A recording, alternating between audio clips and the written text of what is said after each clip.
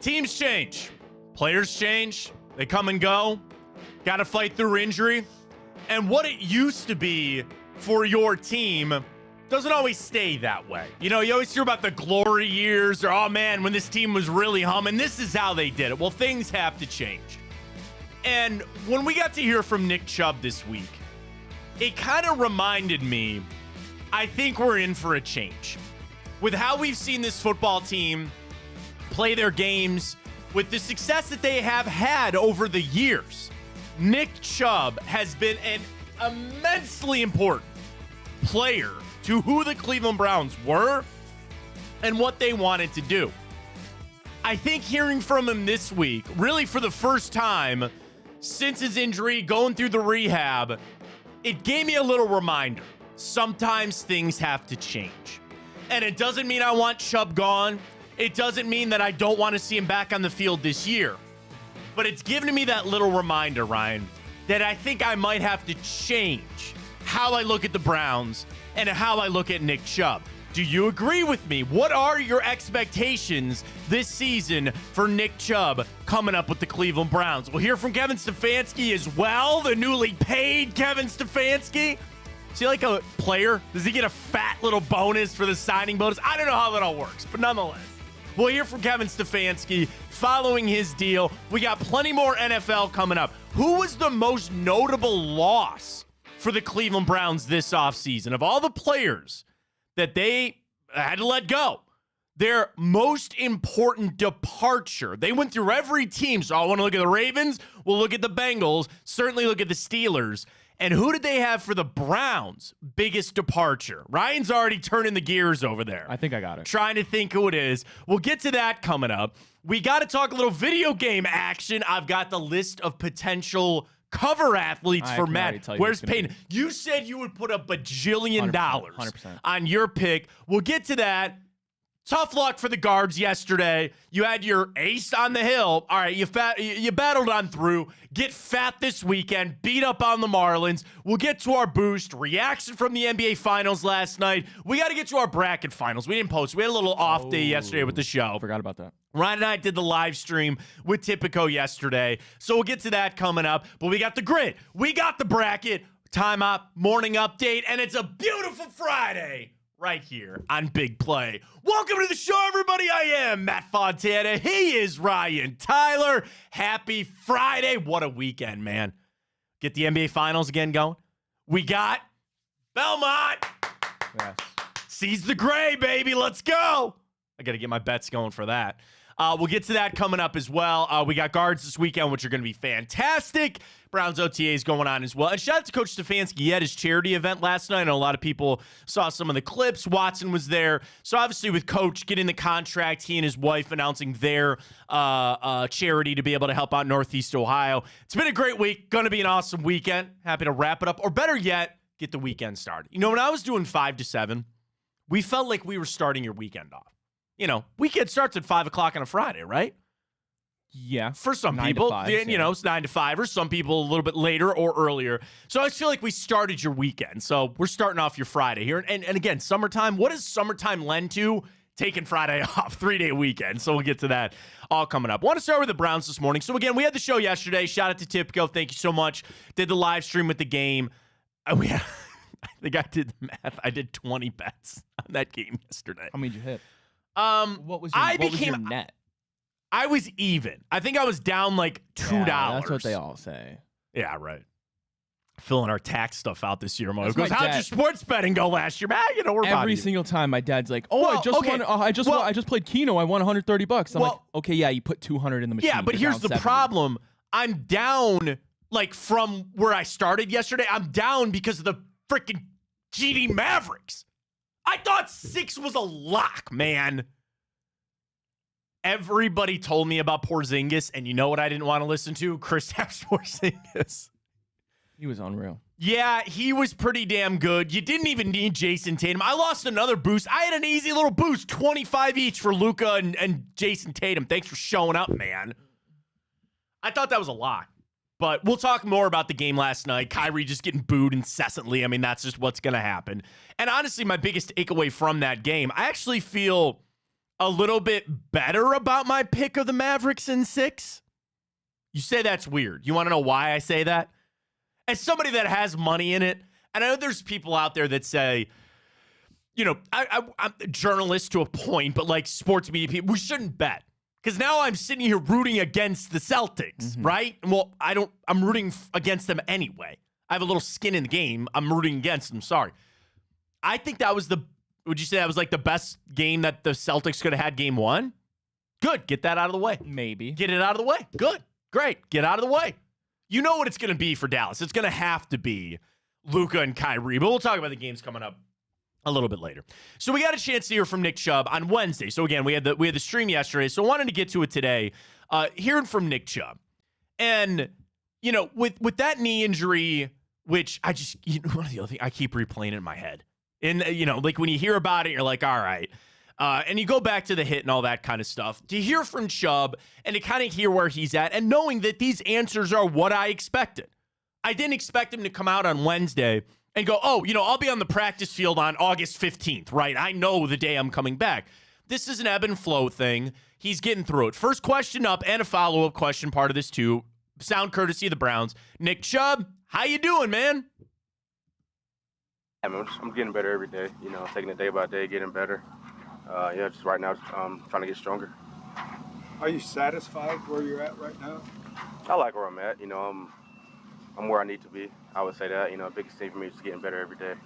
I mean, that's, again, on this schedule, on this timeline, the doctors are looking at it, the rehab, all that other kind of stuff. Next question up, which is a very interesting one.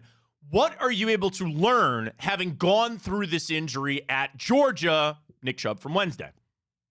I would say it does help, just knowing how to attack it mentally and knowing, you know, I might not be at a certain point where through the rehab process that I want to be, but I know, you know, just taking it day by day and the weeks add up and the months add up and eventually I'll get to where I want to be.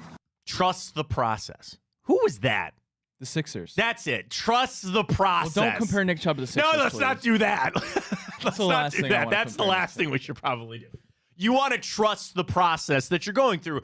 And I think it, obviously, for him to do that at Georgia, and I would imagine that at a point when that happened, Nick thought, my career is over. And all he did was come back from that and turn himself into one of the best running backs in the NFL. So there's optimism for that. The final question here, and there's a couple of things we want to get to, but for how we're going to start here. Nick Chubb, do you feel like you can get back to being the player that you were? Question Wednesday, sound courtesy of the Browns. Yeah, I mean, you know, we'll see. You know, it's not my first time going through this, so been through it before. But, you know, my whole goal is to get back out there. He can't say anything beyond that. I want to post this question. I want to leave it up to you, Ryan, kind of how we want to word this. I want to see where people are at. Ryan's ready to go with it. Crack the knuckles. Have you ever seen how many words you can type a minute? Remember that used to be a big thing? I'm very fast typer. Did you have to take typing? No. See, I'm that old that I took a typing class in school. I think they should still do it. You want to know one Especially nowadays. One of the exercises? It was it was actually, I don't know why, it was a core memory of mine in like 7th grade. My technology teacher, and dude, when I tell you these computers were from like 1982, these were some old computers. And they actually had the rubber cover on. You don't even know about that, do you? No. There were rubber covers Over the keyboard. And then, did you ever have to put the dust cover on the computers? No. Oh my God, don't even get me started, man. You're taking me back to a time. Well, like, you know how to write cursive, right? Yeah, but I probably should. Have you ever seen my handwriting? I really don't. I have the handwriting of a 6-year-old. But I can't really write it. I can write my name. Trash. I no joke, have discussed getting an adult handwriting book. I'm that embarrassed by my handwriting. I have no penmanship. It's sad. I don't either. So when I was at school, the computer, everybody said dust will kill computers. So you had to have dust covers when you were done with class. You had to put the dust cover on. They had the rubber cover on the keyboard. And one of our exercises was over like 3 classes, we watched Remember the Titans. And our teacher said, I want you guys to type notes. And at the end, we're going to take a test on the movie, and you got to type. So basically, the whole thing was being able to dictate while things were happening and how fast you could type. I could easily do that. So I don't remember. I don't even know what my words per minute are. Sorry, we digress. Talking Nick Chubb. Ryan was all excited to put the question out. And I was like, how many words can you get a minute? What are your expectations for Nick Chubb? What are your expectations for Nick Chubb? And the answers, again, are kind of however you want to put him, Ryan, because I guess I'm just going to start with where I'm at. Any sort of Nick Chubb that I get is a bonus. I don't expect him to be the same player that he was because that bar is so damn high. Elite is a word that sometimes can get thrown around. Nick Chubb, at a point, was elite. Absolutely elite. And by some measures, the best in the game. The best running back in the game. I cannot have those same expectations. And I'm going to take it down even another level. There are people that are trying to wonder, when is he going to come back? How many games is he going to miss? I don't think he's going to be there for the start of the season. Maybe he will be. Ryan, I'm looking at it of anything.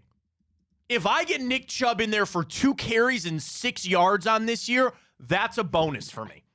And you laugh because there might be people that have different expectations. No, you know what I mean? Not, like, it's just that's so sad. Yeah, but that's kind of the talking about the transition of this team. Oh, you're right. And that's the sad reality of where we are.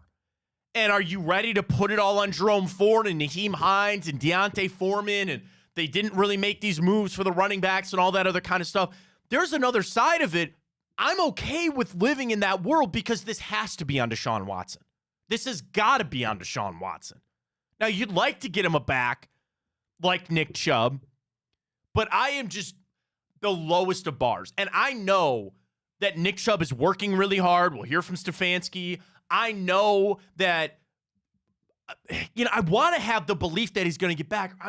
Ryan, I'm sorry. I'm so pessimistic. I have got nothing for Nick Chubb. I've got nothing. I have no belief that he's going to be able to get back to the player that he was. I hope he proves me wrong. I really do. And that would then again help me of just saying whatever I get from him is a bonus. But I'm shifting my priorities here. Part of it is Watson. Part of it is knowing that this shouldn't be a team that's got to run the football 25 times in a game. This has got to be more on Deshaun Watson. Could it be more of that running back by committee? That's what a lot of teams want to do. Say what you want about the committee that they have. Okay. I am really just, whatever Nick Chubb can get me is great. That's it. I didn't want to put a yardage on it. I don't want to put games on it. Whenever he comes back, I hope he will be healthy. I don't think they're going to bring him back until they know he's fully healthy. Whatever you get from him is fine with me. So again, how do you want to put that for your expectations? Back to elite, like 50% of what he was, or I don't have any expectations? Because that's kind of where I'm at. I have no expectations for him. I'm not saying that he can't come back from it. He has. He's a little bit older now. He's been through the NFL before. Like, I don't think it's, I also, are there fans out there that are just snapping their fingers going, he'll be fine. He'll be good. Don't worry about it. He's come back from this. There are just so many people that are going to that card of he's done this before. And I go, it's never that easy. It's never that simple. And I want him to be able to contribute to this team. I'm not ready to just turn this. And I like Jerome Ford. I like what they've done. I'm not ready just to turn it over. What? You're Cincinnati Bearcat? No, I was just about to word it as 50% of the Chubb we love. And then I was like, that's too many words. Probably too many words. 50% of the Chubb love. You do what you want. You're the master of the Twitter over there. But you get what I'm saying? Like, do you think he's going to get back to what he was somewhere in the middle, or you just don't have any expectations of what Nick Chubb is going to be or what he's going to be able to give you? And as the Browns go through this offseason, it's probably kind of the same thing. They're solely focused on Deshaun Watson, as they should be, right? This offense is going to go off of him. So you go into it, if I'm Kevin Stefanski, I'm almost going into it saying, pretend like you're not going to have Nick Chubb. Like, that's pretty much where I'm getting it. I'm acting like I won't have him. Because even if he gets back out there, I just don't know if he's going to be the same guy anymore. And he's proven us wrong. He's a beast of a man, right? Squats and, putting up 900 pounds on the squat or whatever he's doing. You watch his eliteness on the field. I just got a sad thing to say, Ron. I don't know if we'll ever see it again. And that's that ebb and flow, and that's that change in players. Is it weird for me to say that I think that Nick Chubb might be in the twilight of his career? As a running back? First of all, when you look at his age, that's not it's Nick Chubb, so that's not necessarily a concern for him as it is See, most that's like- backs.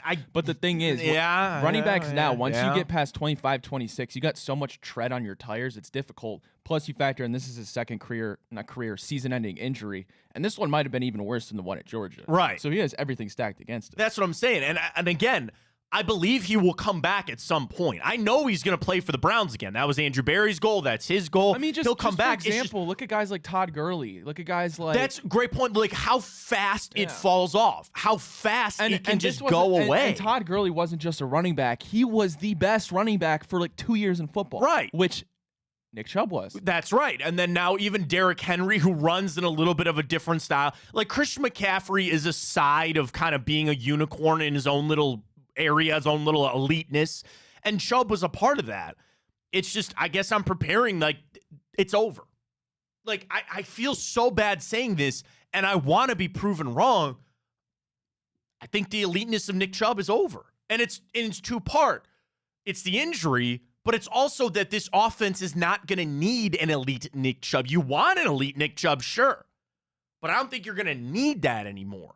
You're going to have this change of you had to run the football back then because you didn't have a quarterback and you had an elite offensive line and Nick Chubb was the fucking man. A lot of that has changed. You have a guy that's supposed to be an elite quarterback. Your offensive line is not really all that elite anymore, and Chubb's coming off this injury. It's the shift. It's the shift that we don't want. I would love to have Nick Chubb be here for 12 years and be good of your, but it's just that's the change. That's the flip that I'm having with it. And it's an inherently negative conversation, which I don't like having. And I have positivity that he's going to come back. I'm just happy that he's going to be here, that he's not going anywhere. But for people that just want to, oh, he'll be back, he'll be fine. I'm not in that camp. I just can't be in that camp. I'm not. So I'm going in, Ryan, to our Twitter question this morning, at Matt Fontana Show. Drop us a follow there if you can. Stream there every morning. We're on Twitch, we're on YouTube, we're up on Twitter as well. What are your expectations for Nick Chubb this season coming up? I've got none. I've got nothing. I don't think he's going to be, again. So your voting won't nearly be the same? Probably. Yeah, probably of where I'm at. Where are you at? Well, Matt, I saw The Dark Knight Rise once. Like the movie? When I saw Batman break his back, when Bane broke his back. You've not read Nightfall, which is a great arc. And he saved Gotham. Great comic book And arc. Nick Chubb is the Dark Knight. All right. And we're going to see him return. I'm going back to elite. I'm never counting out Nick Chubb. There's one player I learned that is just a different breed, and I will never put normal expectations on. It's Nick Chubb. He's earned that benefit of the doubt. And maybe I'm being a little bit hopeful. That's but fine. I'm never discounting Nick Chubb. There's nothing wrong with that. And again, I believe in Nick Chubb working hard and doing all that. I just think there's a shift coming. I do. Other things from Chubb. First up, this got a lot of run when he said it on Wednesday. Nick, do you believe that we go back a long time, it feels like? Was that a dirty hit from Minkah Fitzpatrick? Here's Browns, courtesy of the Browns, Nick Chubb on Wednesday. Do you think that was a dirty hit? Oh, I don't think it's dirty hit at all. I'm not blaming him. It's part of the game. All right. I said it was dirty when it happened. I still think it's dirty. And I think that might be Nick, not wanting to rile things up there. But it's kind of, he was the victim in that case. So it's like if he feels like it wasn't, then okay, I guess it wasn't. My knock, and I don't want to go back to it because then I just keep replaying in my head and all that kind of stuff. My issue was he was already in contact with other players and Fitzpatrick went low. That's my issue, is that it was a scrum. He was fighting forward and Fitzpatrick still went low on him. And I didn't like that. I didn't like it at all. The fact that he was already wrapped up with somebody else, that he had hands on him from somebody else. And I understand, I've never been on an NFL field, and there'll be people yelling at me that I don't know crap. In a split second to make that decision, he went low. I thought it was dirty. I'm sorry. I'm not going to change that. I appreciate Nick feeling that way.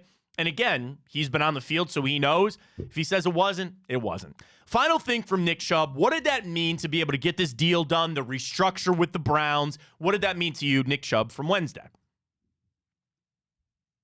Yeah, definitely a blessing. They could have cut me dry and left me hanging, right?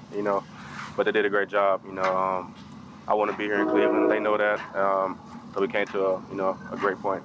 All those trains in Berea, man. My whole career out there. There's two things in Berea: the trains and when they don't take the dumpster out.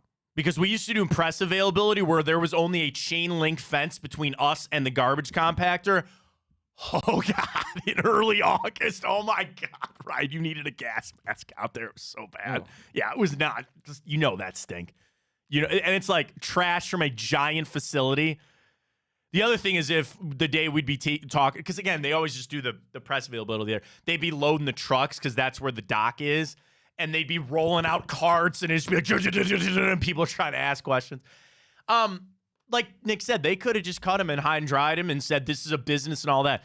That speaks to Barry, Stefanski to a point, but probably more Andrew Barry, to say not every player is going, but this is one that is special to us.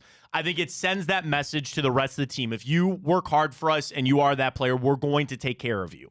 You know where I stand on the whole damn thing. I don't want Nick Chubb playing football for anybody else ever. A little piece of my fandom will die the day that I see Nick Chubb play for Seattle or lace him up for the LA Rams or the I don't want to see that ever. And a little piece of me will die that day.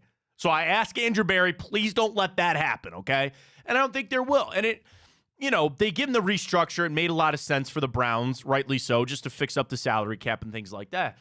But it also, they are leaving that door open, Ryan, for the exact question that we're asking here, right? If he returns to eliteness or even the level of 50%, that's still a damn good back that you want on your football team. Then when you add in what he means to his teammates, what he means to this town, what he means to this fan base, I'm glad that some of that superseded it, right?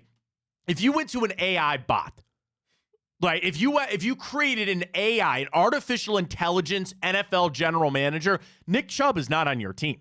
There is no way, right? That AI bot would give all the money to Deshaun Watson. Well, they already kind of did. Give all the money to the receivers and say, we'll just draft somebody, right? That's the AI version. They didn't do that. And I think that was right on. And I'm glad that there's a little element too. I'm sure Nick appreciates that. You heard it there. That means something to me. It does. Because, again, I just want Chubb here. Whatever version I get of him, I do want him here. Yeah, I mean, the Browns certainly didn't have to, but then at the same time, it's kind of like they did, because for what Nick Chubb has meant to your football team, if you were to just kind of let him go, like after all he sacrificed for you, the message that it sends to not only the fans, us, but to the rest of that locker room, like your point exactly, of you put out so much of your effort and your heart for us, and for us to just turn our backs when something you couldn't control happened, something so devastating, something so emotionally damaging. Yeah. To leave you hanging and dry, that's not a stigma you want on your organization. No, and I think, again, it's the message that you send to your players. We're going to take care of you. This is a business. We've got to make the right business decisions here, but it's still people. It still comes down to the people, and we care about this person. We want him here. And whatever you see out of him this season will tell the future, right? This is basically another one-year deal for him. And you see where you play it out from there. Let's flip over to Kevin Stefanski. He also spoke on Wednesday. We'll hear about his contract in a second. But here's Stefanski talking about Nick Chubb and what he's seen from Nick during his rehab. It's Kevin Stefanski from Wednesday, courtesy of the Browns. He's working like crazy. I know everybody wants to know, when and when's he going to do this, when's he going to do that. I know this. He is working like crazy, and I get to witness it in our building. I get to see him in our meetings. He's a huge part of our program. He's a huge part of what we do, and I'll let Nick speak for himself, but I get to witness him work firsthand. Yeah, I mean, again, they're just working towards this whenever he can get out on the field. That'll be an exciting day. I know that day. It'll come hopefully in training camp that he gets out there for the first time. I'm sure he'll have that red no-contact jersey on. He'll go through some individual drills, and you'll start to get excited about it, start to feel like he'll be close. Probably PUP list. Probably, miss the first couple of games, first month, something like that.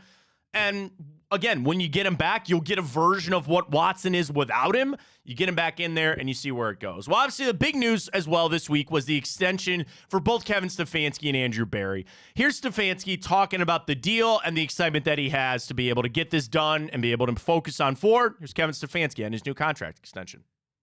Have conversations with ownership after every season and sitting down with Jimmy and sitting down with JW, and obviously to entrust myself and Andrew that their family has given us that that trust to be here is a big deal. So with D and Jimmy, Whitney and JW, I mean, they've been ultra supportive of us in a football way and in a personal way. They've been great to our family. So really excited to continue to partner with Andrew and we have work to do. Next up, Stefanski talking about working alongside Andrew Berry.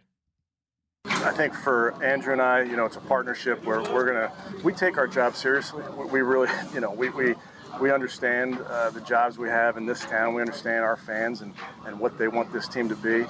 So we're just going to focus on working, every waking minute to get this thing where we want it. But I just come back to this is, for the organization to trust Andrew and I speaks to what we've been able to do, but we have plenty of work to do. Fortunately for us, we got some great people in this building, coaches, players, staff, so we'll just continue to work. That's the thing. You talk about them laying the foundation of what they've already done. You're able to build on that. But when he said partnership, that makes it sound like, yes, Kevin Stefanski is important to Andrew Berry, and Andrew Berry is important to Kevin Stefanski. They don't fight over who gets the credit. They don't fight over when things go bad. They're in this together. And to see the success, all that does is tell you guys are doing the right things. Now, they want to win a Super Bowl, and Stefanski talked about that, and that's the goal to bring this to this town. But for right now, when you, again, go back to trust the process, when you believe that what you have put in place with these two guys, it's working on the field, it's working off the field, just keep going. Just keep doing it. Now, again, you got to have success. You got to keep winning. You got to keep doing all those things. But when you start on that base to say, you guys are on the right path, you're on the right direction, there's been tangible success with how you're doing things, keep doing it. Keep doing it. Keep working. And all that extension does is just signifies to the players, to the team, to everybody out there, these are the guys. And it really, I think, but it's important to tell everybody these guys are good. You've seen Goodfellas, right? Mm-hmm. These are the made men.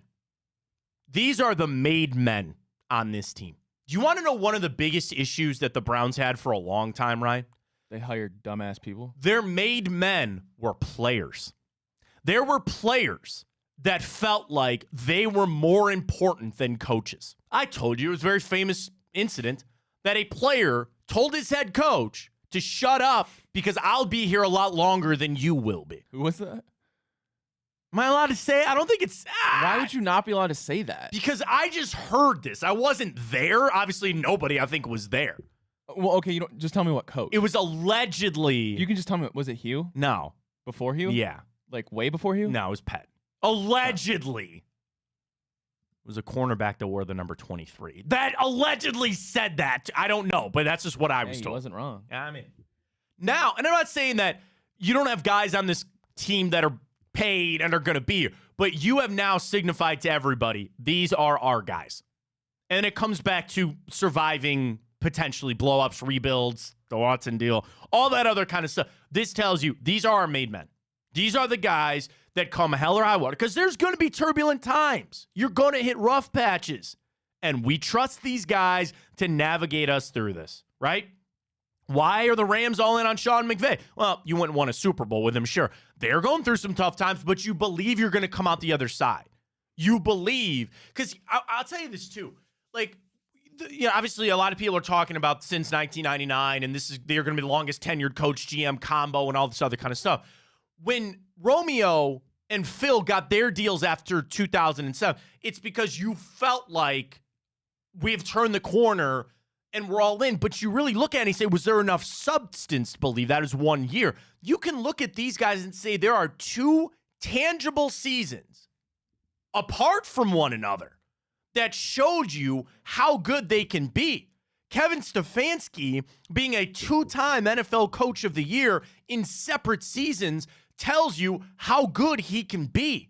Andrew Berry nailing draft picks almost every draft. Find me a draft that you have not found an impactful player out of. And sometimes that's all you need is just one. And there's a couple that there's multiple. And I don't count. We'll see what Michael Hollins Inter have and all that kind of stuff. But year after year, they just keep proving we know what we're doing. We will continue to steward you into the future. That tells the rest of the team, believe in these guys, because they're not going anywhere. So you start with that level of confidence. You start with that level. When they say things, people listen. And it wasn't that easy. When Kevin Stefanski showed up as a rookie head coach, when Andrew Berry showed up as a rookie general manager, they say things, you're like, all right, we'll see how it goes. Now it's like, you better listen. It's not to an Andy Reid level. It's not to a Bill Belichick level. But now these guys have the backing of the organization. These are good things. These are good things. And I think as Stefanski said, one of my own personal mottos is the work starts now, right? Like anytime I've hit an accomplishment or I've done things or started something new, I would say the work starts now. Oh, hey, Matt, congratulations. You could start on ESPN Radio. Yeah, that's great. The work starts now. Hey, we get a brand new show here on Big Play. That is awesome. I'm so blessed to be here. The work starts now. Hey, you guys are coming up on your 1-year anniversary. That's fantastic. Work starts now. I like that. Work starts now. Every single thing. And for players, hey, man, you made it all-pro. Good. Work should start now. Hey, you got your fat contract you can retire on. Good. The work starts now. Matt, I was debating working out today because it's Friday, but the work starts now. You just inspired me. The work starts now. What better day than today? And again, sometimes people want to rest on their accolades, which is fine. Accolades get you to the point that you're at. Just keep that mindset. Work starts now. Every little thing, your personal job, your kids. My son, we put together a dinosaur yesterday. His birthday, he got these put together dinosaurs. Hearing him try to say Velociraptor is my new favorite thing in the world. Count of 3, your favorite dinosaur. Velociraptor. Oh, yeah, John definitely. Stamos. Good housekeeping. Did we just become best friends? Yep. Look at my son. Hey, you put that dinosaur together. Congratulations. Work starts now, buddy. Get your college degree here. So you had a good week of birthdays at your house? I was going to save it for later. Let's do it now. What's this question? Do you celebrate your pets' birthdays? Yes. Okay. Let them know what you did. Hashtag let them know. We forgot our dog's birthday yesterday. So our dog, Alvin, That's he's unacceptable. 8. He turned 8 yesterday. 8? He's 8. You gotta. He's 8. You gotta Don't cel- start. No, I don't want to think. Stop that. He's got plenty of years to go. No, He's he got at does. least 10. He does. He's a smaller 10. dog. I don't He's know about fine. 10. I don't know about 10 more years. Oh, stop that. He'll live forever. Dogs don't live till 18 usually. I know. Come on. Don't do Mine that. will, Don't but- do that to me. Mine Don't will, do that but- to me. We forgot our dog's birthday yesterday. Now, to be fair, our son's birthday is this week. We've had 2 different parties Your for son him. will have more birthdays than Alvin. That's messed up. Well, he's our son. I don't care. Usually, Who like, was in your life first? Alvin. Yeah. Alvin was. Yeah. Clearly. We've had him he's 8. Yeah, you forget. Which, dude, I Unreal. remember the day we picked him up. Got him you from forgot your first child's birthday. He's not our first. Okay, that's another whole ball of wax if you want to get into that. People, I understand that I love my dog. It's your family. I love my dog. I do. And I've had dogs my whole life, and I love my dog. He is, and again, I've had good dogs. I've had bad dogs growing up. He is the best dog in the world. I trust him around my kids. He looks out for my kids. He's funny. He runs around. He is the best. I love my dog. But he's not my kid. And I know there are people out there that treat their dogs like kids. Your son could grow up and betray you one day. Your dog would never. Your do dog that. would never do that. You're right. There's a lot left for our kid. He could just turn out to be a real jerk. But we forgot our dog's. Do you celebrate your dog's birthday? Yes. Put that out on a Twitter question. I want to know. And celebrating a relative, we would normally go to Dairy Queen and get him a pup cone. We would do that. We forgot. We booked him a vet trip today, though. So that's happy birthday to him. He gets to go to the vet today. That'd be fun. I Sounds think like dog/cat. I just said pet. Do you celebrate? Because some people, I don't know, if you're really into your gerbil or your hand, what is the most useless pet out there? Fish. Yeah. I never got gerbils, hamsters. The people that are into the snake and lizard and reptile Rats. things. Ugh. Who keeps rats? I know somebody has a rat. As a pet? Yes. What are they, Brooks and Shawshank Redemption? What is that? It's very gross. Oh, no, that's not Brooks. No, the guy in Escape from Alcatraz. No! The little mouse.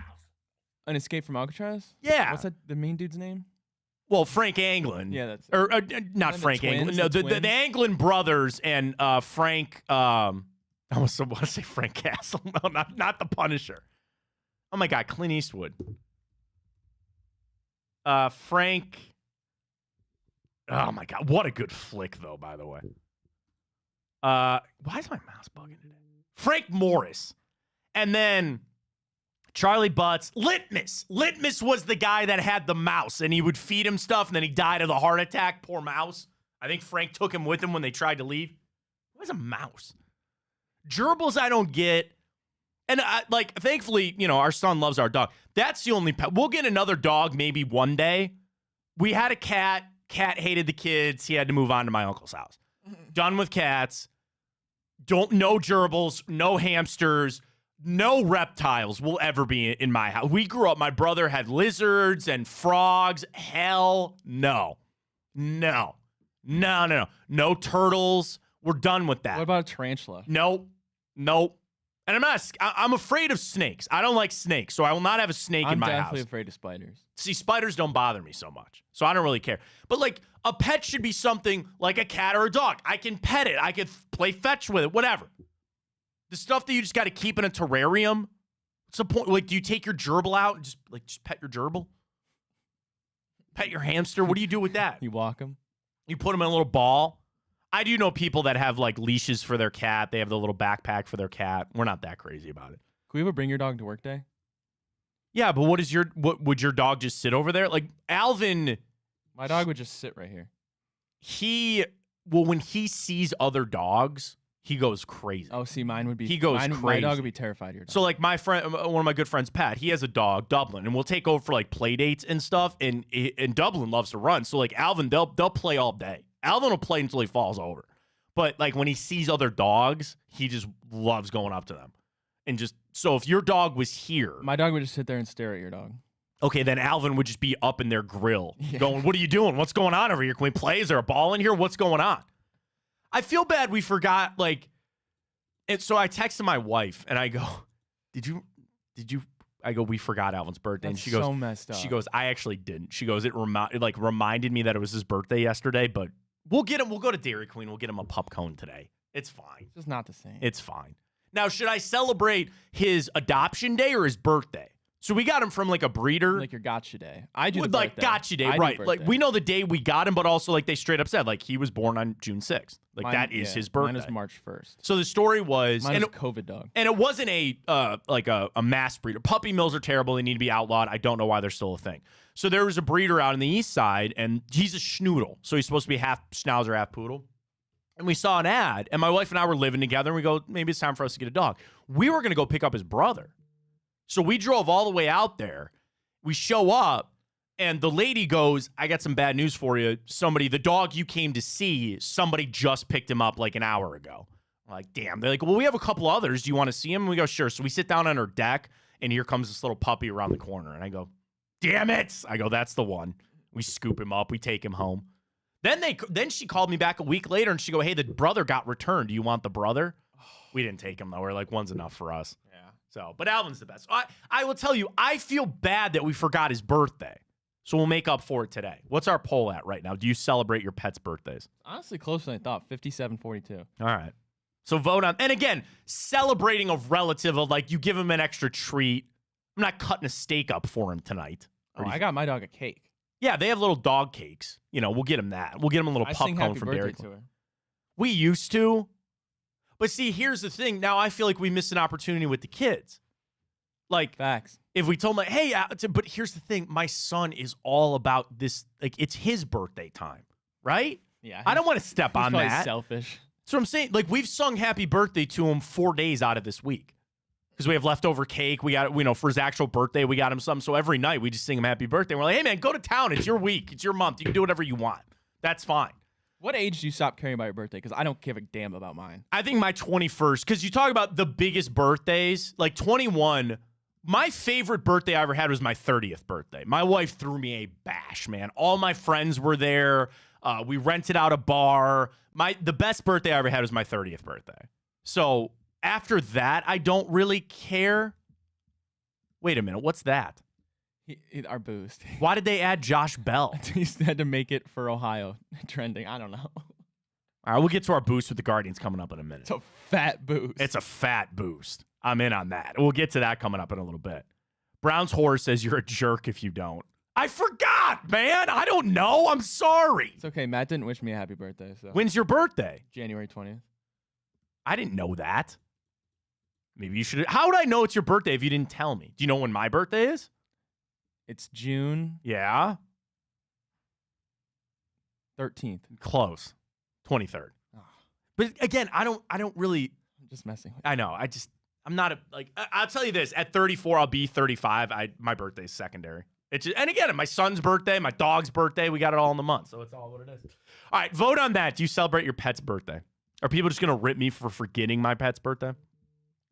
I mean, they should. Yeah. I do, and I'll put it this way. I feel bad about it. It's not like I'm happy about it. I forgot. I feel bad. Here, I'm gonna quote retweet and be like, we forgot our dog's birthday this week.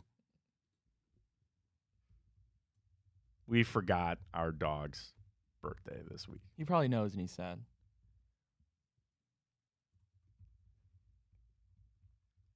I'm sorry, Alvin. Here, I sent him a tweet. How about that? To make up for it. All right, back in the NFL we go. Ryan thinks he's going to bet $1 bajillion on who the cover athlete of Madden is. We'll get to that in a second. CBS Sports this morning, though. The biggest offseason departure for every team across the league. So this was written up by Tyler Sullivan. Came out yesterday. The biggest offseason departure for every team. Now, you felt like you had one, right? So let me ask you this. Does it have to be a player? Now you spoiled your answer. There you It go. does not have to be. The answer is Bill Callahan. Bill Callahan is correct. And that's what Tyler writes up here for the Cleveland Browns. He says, one of the strengths of the Browns in recent seasons has been the offensive line. That unit put a dent in this offseason, this team, when they allowed Bill Callahan to leave the organization to coach for the Tennessee Titans, who's now being coached by his son. I said it then. I'll say it again. You can't block that. You can't. And I think that pull of Bill Callahan, how could you not go help your son or your daughter? In that situation, you're the best at what you're the best plumber in the world. You're the best accountant. You're the best carpenter. You're the best whatever. And your son or daughter's got a job that they need the best at who they are, and you're it. How do you not go do that? Money aside, job title aside, you go do that. So it is what If you were going to be the best thing in the world at something, what would it be? Like, I what would hope radio host, but no. What would you say you have the best chance of being the best at something? Oh, you mean like really? Like legit, like obviously you're probably, me and both aren't probably the best at something in the world, but like if it had to be something, like, what would you say you're the closest to being the best in the world at? Like it could be anything. That's a great question. Certainly not golfer. If you had to ask like one thing, if you could just insert, like if you could just take a pill and you're the best at something, it would be golf. I would love to be the best golfer in the world. I don't know. I don't have many skills. I don't have many skills. Like, I think I do fine doing the show. I'm not Jim Rome. I'm not, Dan Patrick or anything like that. I think we do all right. Way to be humble. Yeah, I mean, I'm a realist on things. But if I had to be the best at something in the world, what would it be? Certainly not remembering birthdays. No, it's not that. I do pretty well betting on Call of Duty. I don't know. Like that might be. I don't know. I hit pretty often when betting on COD. I don't know what to tell you. That might be it. Maybe that's my niche. There you go. Maybe I'll just flip over. I'll leave this and I'll just become an inside Call of Duty bettor. There you go. There you go. Make $1 bajillion doing that. So it's Bill Callahan, and yes, I think that's obviously the right answer. You want to go around the AFC North? Yeah, let me guess. Biggest loss for the Baltimore Ravens.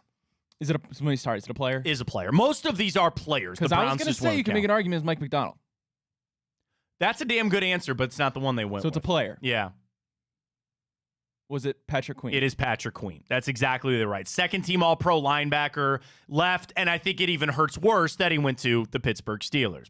Cincinnati Bengals, biggest loss for them this offseason. So let me again, I can say, is it a player? Because you could make the argument it's Callahan. Brian Callahan. Yeah. It's not. It's a player. Is it DJ Reader? No. Is it who the Bengals? It's an answer that, yeah, I would think that DJ Reader might actually be higher than this player on the list. Really? Geno Stone? No. Oh, no, they got Geno Stone. They got Geno Stone. T. Higgins isn't gone Tyler yet. Trey Boyd? Hendrickson not gone yet. Tyler Boyd is gone, but it's not him. Oh, Jonah Williams. No. Joe Mixon. No. That's what I said. I was like, No. Mixon finishes his tenure ranking third on the franchise all-time rushing list and second in rushing touchdowns. They signed Zach Morris in free agency. It's the same thing. Big you got disagree. Joe Burrow. You don't need Big to worry about disagree. Joe Mixon. I don't think that was it. Biggest loss for the Pittsburgh Steelers. Pittsburgh Steelers. Ooh. Deontay Johnson? Don't tell me he's Kenny Pickett or something. What? Now, I guess I'm going to bail Tyler out. It's their most notable offseason departure. Oh. So notable, yes. So it's not the biggest, it's the most notable. I said most notable. Okay. But like some of these, like the 49ers lost Eric Armstead. Seattle lost Pete Carroll, right? Like these are big ones. Tennessee lost Derrick Henry. I guess it is a blurred line of notable versus best, but they did notable. So, yes, you would agree that Kenny Pickett is the most notable departure, but also the most welcome departure, I think, for the Steelers. Literally. Like, you know what the Bears one was? The Bears one, what was it, something stupid? No, it's Justin Fields. Oh, yeah. Again, most notable versus, like, maybe most impactful. I do think the Browns one is the most impactful while also being the most notable. What else did you lose? What else did you lose? When originally you said player, which that's the best part. There wasn't many we lost. We you are very stacked. You were not the Ravens that lost everybody. I was gonna say probably Taki. Yeah. That right, and that you're living in a pretty good world when that is the thing that you're looking at, saying we lost our starting Sam linebacker. That was it. So again, it was notable, but still version. All right, I want to ask you this because NFL.com, Bobby Kownak, whatever. He does all their video game stuff with Madden. And he put out a list of the top contenders for the cover of Madden. So I think they've blurred those lines a little bit because now they have multiple covers, right? They did the legacy one. I still say, Peyton Hillis aside, you know the best cover of Madden? When it was Fitzgerald and Troy Polamalu. Yeah. That cover went so hard. Was that 10? I think 11, then Hillis was 12. Hillis was 12. Yeah, I'm going to run through the list here for you. I haven't bought Madden in years, and I don't think I'm buying it this year because I'm buying NCAA. Every Madden, I just wish I could find the Wikipedia here. Madden NFL video sports game. The Madden curse is always, that's definitely it. Games list. Okay, John Madden was on the cover all the way up until 1993. Madden again. All right, here's a great damn trivia question for you. Who was the first player to be on the cover of Madden without John Madden? So what year? So John Madden was on the cover from 1988 all the way up to 1999. Now, again, remember, 99 was Madden 2000, and 2000 was 2001. They always do the year later, right?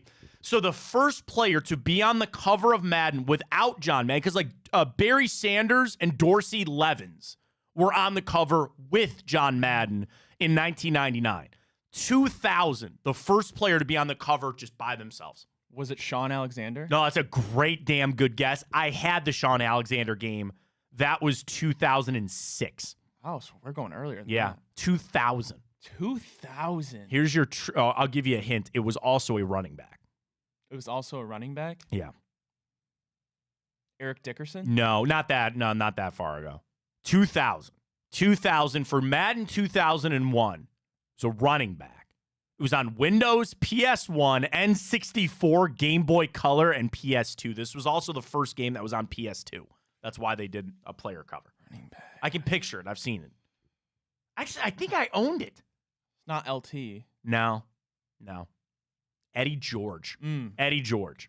Marshall Faulk in 2002. Mike Vick in 2003. Ray Lewis. Donovan McNabb. Sean Alexander. Oh, man. Madden 08 with Vince Young on the cover. Go Google that intro to Madden. Chills. So good, man. Holy cow, was it good. Because they still had the big hits in it before they couldn't play those anymore. And it was like, just, you want it? Let's go. Just, oh my God, chills. I'm going to go watch it and break. Then Brett Favre in 9 or 8. The Polamalu Larry Fitzgerald one was Madden 10, 2010. Then Drew Brees. Then Peyton Hillis in 12. Calvin Johnson. Barry Sanders and Adrian Peterson, and they split it. Yeah. Sanders was on Xbox and PS3, Xbox 360. Peterson was on the new gen. Then Richard Sherman in 15. 16 Odell? 16 was Odell Beckham. 17, Rob Gronkowski. 18, Brady. 19, 19, Madden 19. Wasn't Lamar, was it? No. Wasn't Mahomes. No, you actually got the next two. Mahomes was 20, Lamar was 21, Antonio Brown was 19, but then remember they did Terrell Owens on the Hall of Fame edition in 19. Again, 2021, Mahomes, Lamar. Brady again and Mahomes in 22. Then back to John Madden with his passing in 23. Do you remember last year's cover athlete of Madden? Oh, God. I haven't bought a Madden. I do, but I remember it. I remember who it was. Was it a quarterback? It was. It was. Wasn't Rodgers. Rodgers now plays in the same division as this guy. Jets. Bill. Oh, Josh Allen. It was Josh Allen. Josh Allen a year ago. So that's just getting you up to speed on Madden. So again, Bobby runs through. Do you want to guess before I give you? So he's got a list of 3 top contenders, and then an out of the box, 2 out of the box, 1 being extremely out of the box. Okay. So give me your pick, and I'll see if he's on this list of the 3 contenders. I think it's almost the perfect storm for the next cover athlete to be Justin Jefferson. He is on this list. Justin Jefferson. I would say Christian McCaffrey, and 1 more. Tyreek Hill. No. Got to get a quarterback. So you have a receiver and a running back. Here's a quarterback. Here's Bobby's pick for the quarterback. It's a little outside of the box. And so it's not going to be obviously one that's already been on a cover. It's not Mahomes. It's not Lamar. It's not Rodgers. It's not Josh Allen. Jalen Hurts? No. CJ Stroud. See, okay, I was gonna say I didn't know. I thought that was gonna be the out of the box. Right, because he's so young. Stroud's resume obviously isn't as lengthy as some of the other notable guys, but the 22-year-old made an immediate impact and catapulted himself to superstardom with a debut campaign. You got to remember too, who's buying a lot of these games? Younger players get a younger guy that's hot and heavy. I'm surprised they didn't go with Kelsey. Or do you think they could go with Travis Kelsey? Guy just won the Super Bowl. I mean, if you're riding the Swift mobile. That's exactly my point. Could be. Could be. His number 1 out of the box would be a tip of the cap to a future Hall of Famer, Aaron Donald. And then his is just crazy.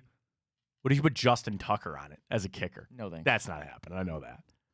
I think I like Justin Jefferson.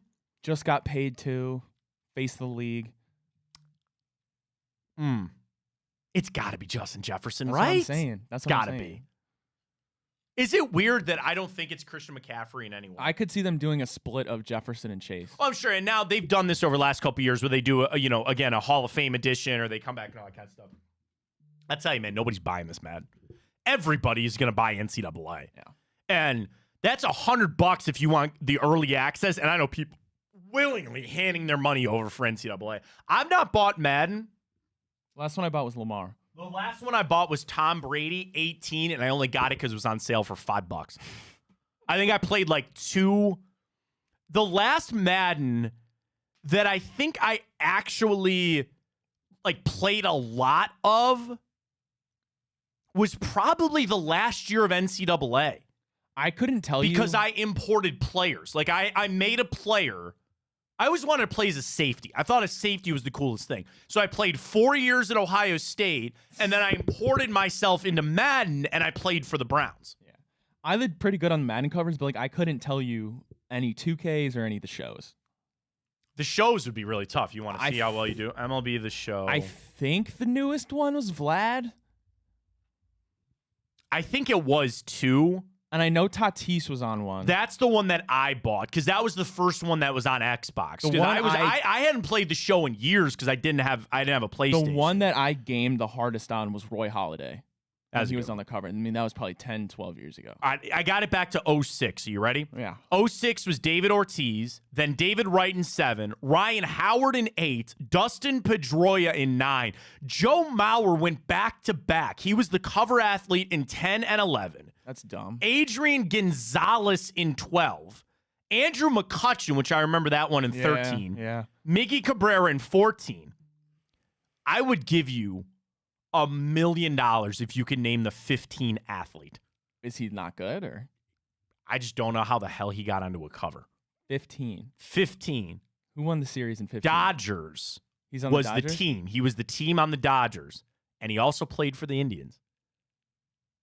Really? Oh, I know it. Yeah. It's Puig. Yasiel Puig Yeah. made a cover. Yeah. Donaldson, Griffey Jr., Judge, Bryce Harper, Javi Baez, Fernando Hey. Tatis, which again I bought because I was the first one who's back on Xbox.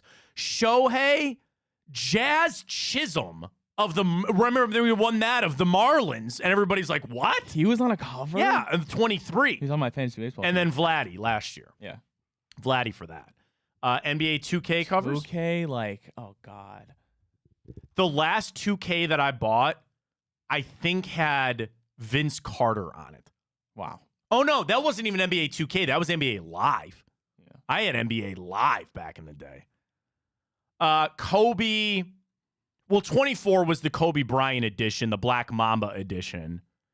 Devin Booker was 23, but there was a Jordan edition because they come out with 1,000 different ones too.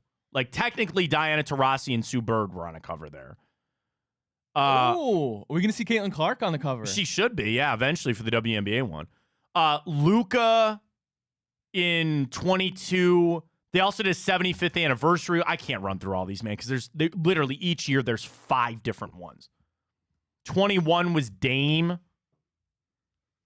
with another Mamba edition. Zion Williamson had a cover in 21. Anthony Davis had one. Dwayne Wade had one. Giannis, LeBron in 19. So those are all the 2K covers. So you feel pretty strongly you think it's going to be Justin Jefferson. I think so. I would probably have to agree with you. I'd have to agree with you. Again, I'd listen to maybe it being Kelsey, but I'll roll. I think Justin Jefferson makes a lot of sense. Again, for the younger generation, for all that kind of stuff, it is what it is. You got the boost? Oh, It is a fat one. It is a very fat one. Guards, let's go. Now, they added this Josh Bell thing. They did. We just went guards money line, Jose Bing Bong, and Naylor 2 bases. Naylor 2 bases. They're going to go with Josh Bell under on that. Under 2 bases. That is the largest boost we have ever done. Plus 3,523. So again, it's under 2.5 bases, right, for Josh Bell? Under 1.5. Under 1.5, so a double we're sunk. You need him to strike out, ground out every time. Folks, Tipico right there. Load it up. Here we go. Use that code Fontana150. Deposit $150 with that code, and you'll get 2 $75 protected bets. I don't even want to know what a $75 protected bet would be on that. Here we go. Boosts. Just shooting from them. $75 would get you $2,000. It gets you $2,500. $2,500. I'm gonna go $5 to win 164. Boom, done. You see the little check right there? I'm in. Code Fontana150. Terms and conditions apply for new customers only. If you have a gambling problem, please call 1-800-GAMBLER. We lost out in the game last night. I thought the Mavericks would cover. They weren't even close. We'll talk about that in around the league coming up. We do have this weekend. You've got golf going on. You got Guardians back in action. NBA Finals. Folks, Tipico is where we had a great day with our live stream yesterday. I got hooked, man. I got a healthy, good hook there on some of our bets live. And again, we got that interest of the rapid bets because you and I never really ventured into that, Ryan. You know, we're on the morning. There's not much going on. But, like, you got golf. I got live for the Kia Tigers and the Dunson Bears in the South Korea Baseball League there. You got an international soccer friendly. You like the Czech Republic or Malta? Malta. Apparently, the Czech Republic are a giant minus 600 favorite. Even better. Go Malta. Malta plus 1,300 there. Put $1 on it. It's all there, folks. You got baseball all weekend, all night. International soccer friendlies. Poland and Ukraine. This one's close. This one's plus money any way you pick it. Poland's plus 155. A tie is plus 220. Ukraine is plus 175. Anything? Nothing? We already gave Ukraine a bajillion dollars, so let's go Poland. All right, go Poland. I like your thought process there. Folks, get it going. WNBA action. What do we got tonight? Fever Mystics. Caitlin Clark and crew, 2.5-point favorites over the Mystics tonight. How many WNBA players do you think you could name? 10. 10? 10. You know, obviously, like, okay. Caitlin Clark, Breanna Stewart, Sabrina Iskanu. Obviously, everybody knows that Kennedy Parker girl now. Carter. You have Aja Wilson, Sue Bird, right? Still, or did she retire? I think she's still. No, I think she. Okay. Diana Taurasi's still playing. That's it. Sue Bird's done. Diana Taurasi's still playing. Angel Reese. Angel Reese. Cameron Brink. J.C. Sheldon, former Ohio State Buckeye. Cameron Brink, high draft pick. Oh my gosh, who's that other guard? Aaliyah from Ohio Boston. State? Aaliyah Boston. There's another guard from Ohio Casey State. Sheldon or whatever. No, I said Casey Sheldon. There's another one. She was drafted a couple years ago. So I mean, groundswell's there. We're working on it, and I know there's like a really. Layden Deladon stepped away. I think. Yeah, I think she stepped away. Candace Parker retired. But Skylar Diggs. Skylar Diggs, yeah. Kelsey Plum. See, look. Shout out Darren Waller. We're on it. There you go. Did he put out a diss song? Yeah. Is that what I saw? He put out like a heartbreak love song. I don't know. A rap. It was horrible. Somebody told me this 1,000 years ago, and I think it's so true. Most musical artists want to be athletes. Most athletes want to be musical artists. Like, they just wish that they could flip. You know, there's something like Dame Lillard's really good. Here's some of the things that but all athletes want to be musicians, and most musicians and are musical artists, they all want to be athletes. That's why I see a lot of them courtside. All right, good stuff on that. I can't do either. I can't play sports and I can't sing. So sit here and do a radio show. Bet on Call of Duty. I can sing a little bit. I'm sure I could. I just refuse to do it in front of people. You know, in your car, you're belting out some songs. It is what it is. All right, let's catch our break. We come back. We'll dive into the morning update. We'll get to our grid to wrap up the week. Plenty more coming. Browns, Guardians. We'll dive into a little bit of the Cavs, where they stand. Of course, Game 1 recap of the NBA Finals last night. All comes your way next. Stay with us. Well, how do they know I'm doing this? Did somebody leak this out? It's social media. Oh. It's just that's the way social media works now. I thought maybe you were just running that yap.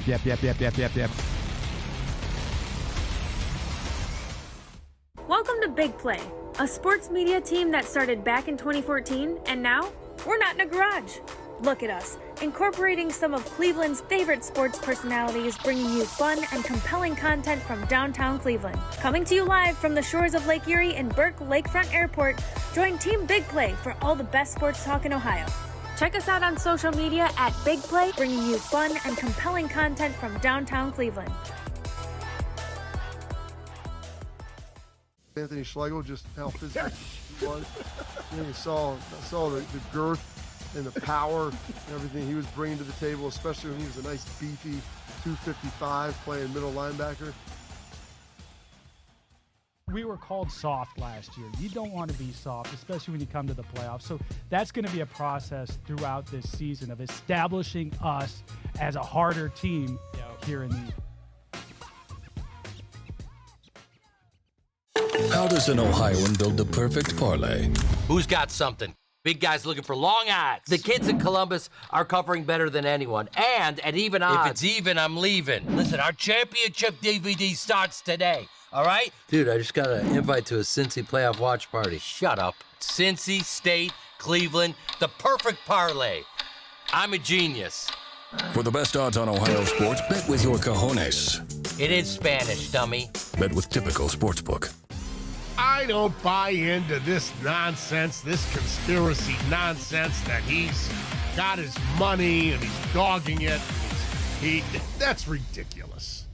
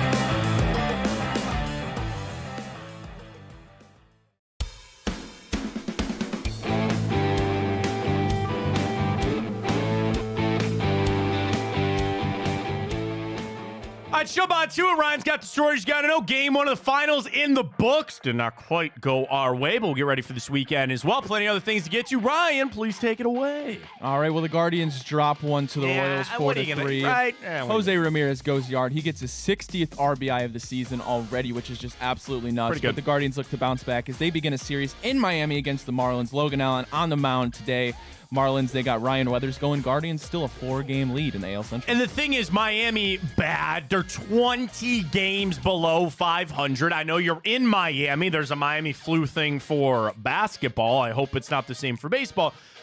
Take care of business. And I think it's also, now that you had this little shift where you had the off day because of the rain, you were going to push Logan Allen back anyway.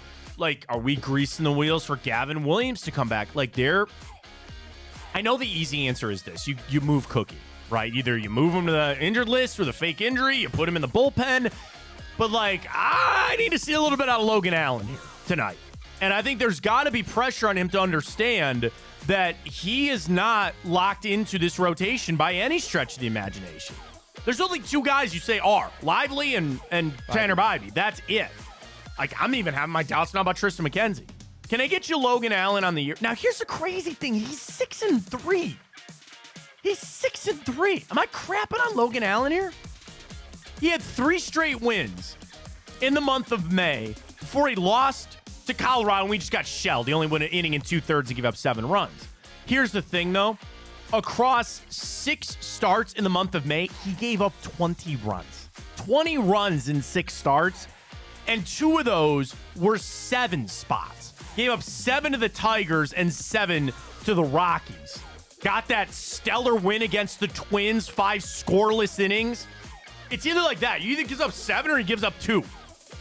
There's no in between one. I guess none. But what I'm saying is, he had 2 back-to-back starts. He shut out the White Sox in 6 innings, shut out the Twins over 6 innings. I might do a little boost today. I like Logan Allen to get the win. You can bet that, for him to actually get the win. He's due. Do you like the Guardians to win today? Oh, hell yeah, I do. Do you like it by 2 runs or more? Yes. Plus 140. You know how I do on the minus run and a half. Yes, I like them actually very much to cover a run and a half here. Get right. And again, I thought that series with the Royals was fine. You got a good win, rain out. You had that just getaway day. It's a day game. It's a fluky kind of game. Get fat. Go sweep the Marlins. Seriously, this is one of those series that you sweep. And I think it is a little shift for Guardians fans, where I imagine this is a little bit like what Yankees and Dodgers fans are, where there are series that are just like nuisances. You know what I mean? They're just a nuisance. You get up for the big series.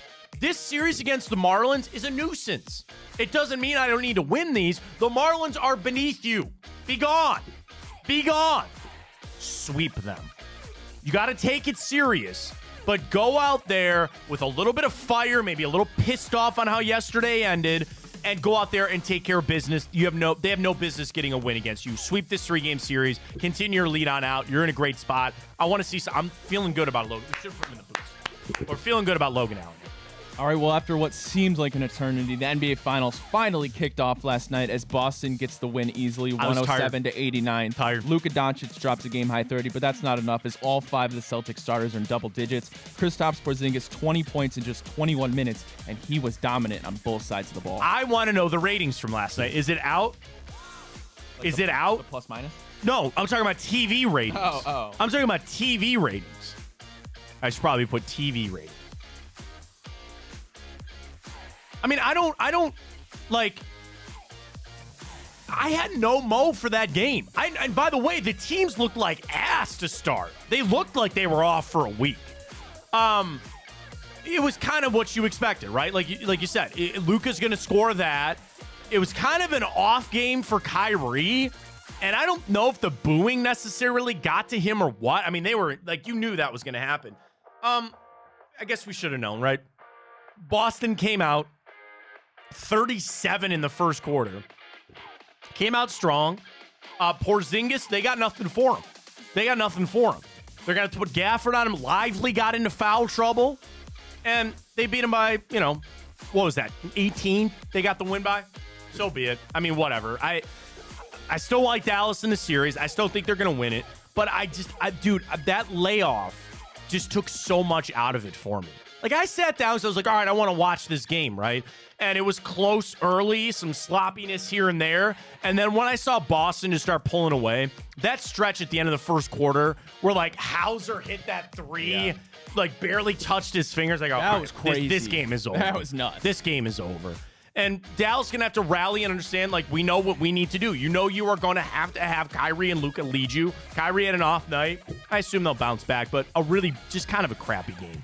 And I don't think the layoff did anybody any favors, so it is what it is. All right, well, UConn coach Dan Hurley is traveling to Southern California today to meet with the Los Angeles Lakers. Hurley has not made a decision about exiting UConn for the NBA, but there's momentum, according to Woj. Hurley informed UConn's administration on Wednesday of his interest with the Lakers and his players on Thursday. What do you think is the better job for him? They posted it this morning on ESPN Radio. What do you think is a better job for him, the Lakers or UConn? In terms of what? Just the better job. Put in that what you want. Money, longevity, however you want to look at it. Because if I were him, I'd be like, I'm staying at UConn. You're not going in. Like, they would have to, you'd have to have an insane stretch of, you know, bad basketball for you to get fired from UConn. He's almost like legacy. I don't want to say Gino Auriemma level, but he's there. The other side of it is, do you want to keep dealing with this bull crap of college sports right now? Transfer portal, NIL money, like, do you really want to keep doing that? To go to the pros, though, to go somewhere like LA, and let me ask you this. Are the Lakers really that interested because of Bronny's development? No. Because, like, but imagine this. What if LeBron said, I'll stay. You hire this guy to help my son. Then yes. Now, but you're also then playing the game that Bronny is coming to LA, and that's not a for sure. Would you sacrifice something like that to keep LeBron around? I mean, what's the other option, Reddit? Yeah, which also you would think is the thing. Now, some of the things I was reading on JJ Redick, do you feel like he dodged a bullet by not going there? He's got a good thing cooking with the media. I don't, like, to be a coach, you really gotta want to be a coach. And I'm sure JJ Redick is flattered by it. If I was him, I'd be like, nah, man, I'm good. I'm good here. I'm good with what I'm doing. You know, Dan Hurley, like, there's no loser in this for Dan Hurley. He's either going to get and again, if money is your ultimate goal, here's the thing. If I'm Dan Hurley, I actually go to the Lakers. Get an obscenely stupid contract from them. And if it flames out, you're telling me that teams in college wouldn't be lining up for him in 3 years? Of course they would be. Now, if he feels like he's really building something at UConn, with everything that UConn, because remember, again, the Kevin Ollie situation that they had there, they ran through a lot of coach. Like, they found somebody. They don't want to let him go. So either goes and takes this fat paycheck with the Lakers, or he goes back to UConn and goes, where's my money? You know, somebody told me this a long time ago. You won't make a lot of money doing what you do until somebody else wants you.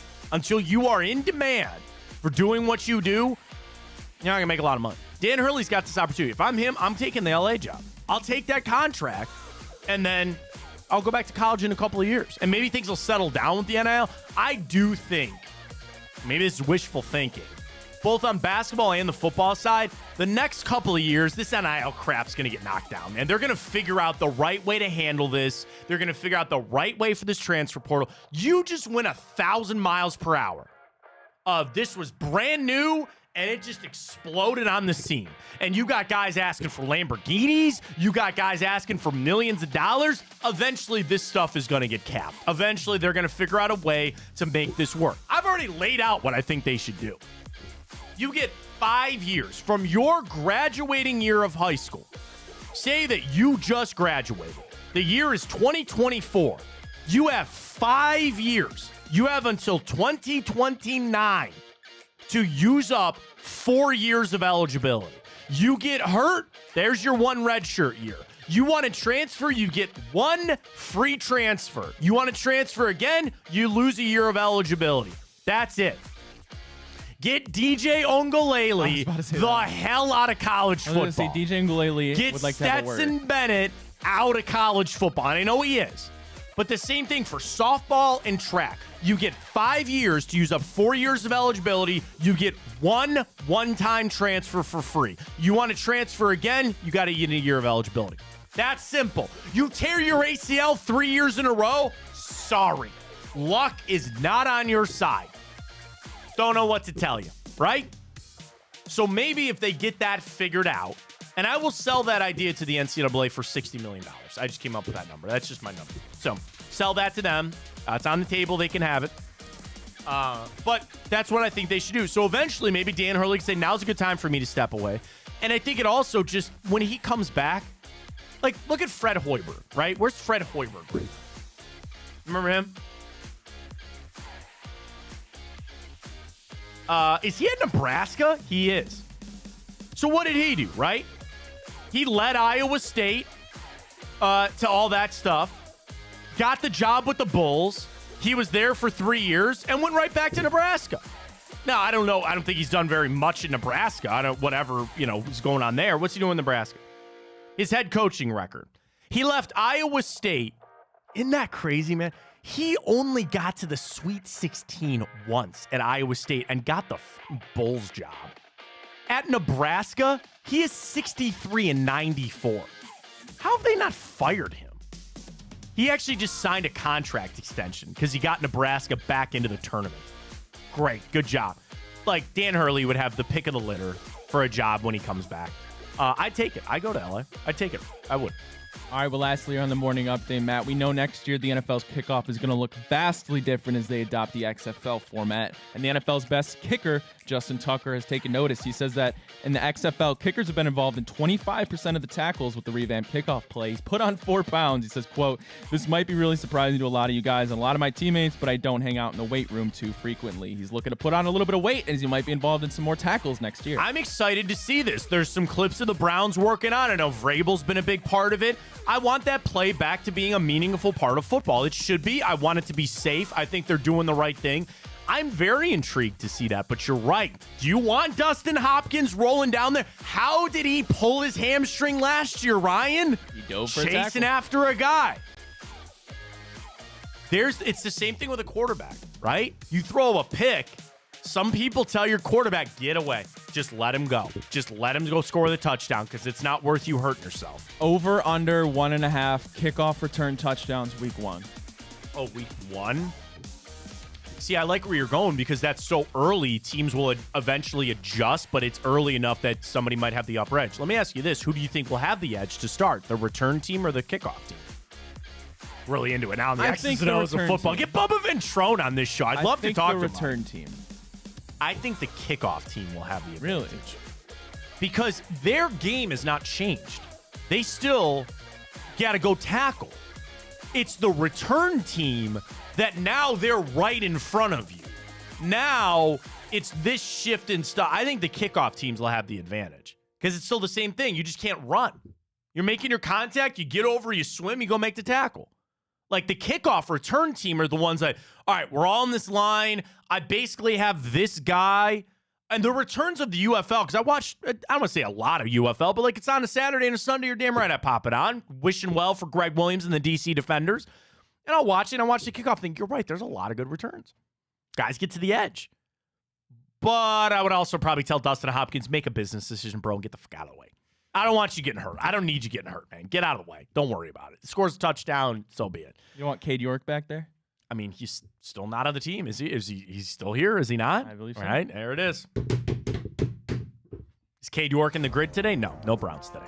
No Browns. Plus, he never played a game for, where did he go? Tennessee? Went to Tennessee. Yeah, that's right. All right, you know how grid goes. We'll finish on a strong note here. We screwed it up this week, but we start next week. The gambit is out there. If we do a full week of not missing one, we get a prize to give out to the fans. That's in the book. So here we go. Up and down, left and right. Had to have played at least a game for each team. And what do we have? 1,000-yard receiving season, correct? Yep. Go.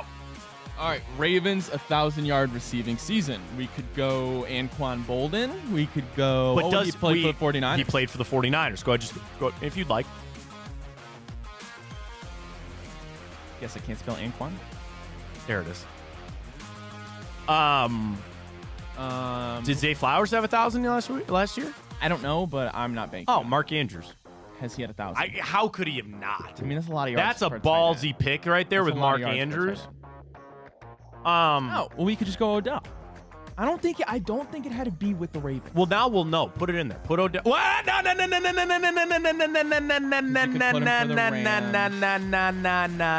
You could put him for the Rams. Right.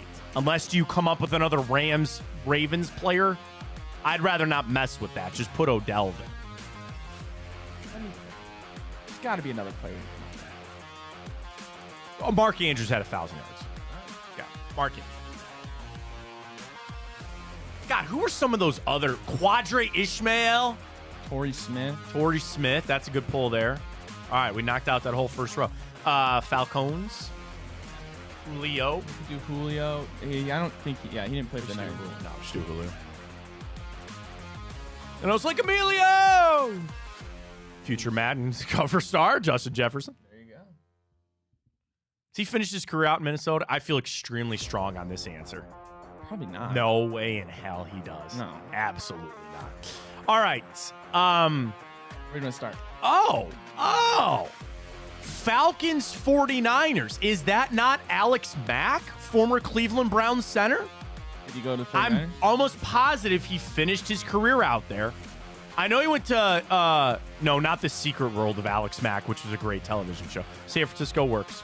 Yep, because he retired there. He finished it out there. Went Browns, Falcons, 49ers. Do you know that Alex Mack was the center on the All-Decades team in 2010? I believe you know it. that? He was that damn good. He was.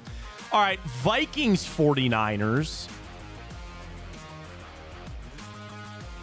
Nick Mullins? I believe you're correct. Right?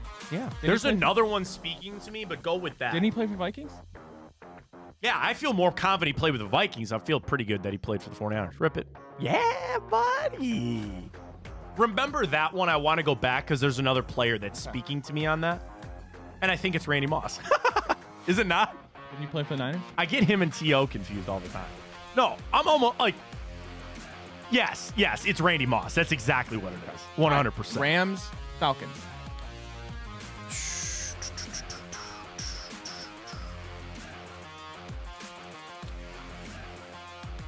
Not Cordell Patterson. Oh! You mentioned him earlier in the show.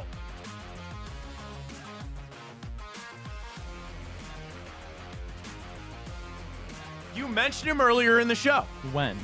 When we were talking about running backs, and you said this guy had a 2 years, and then just fell right off. Yeah. One Todd Gurley. Yeah. All right.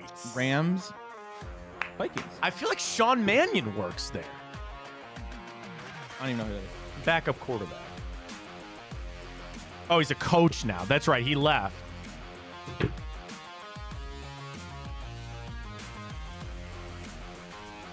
Now, did he appear in a game?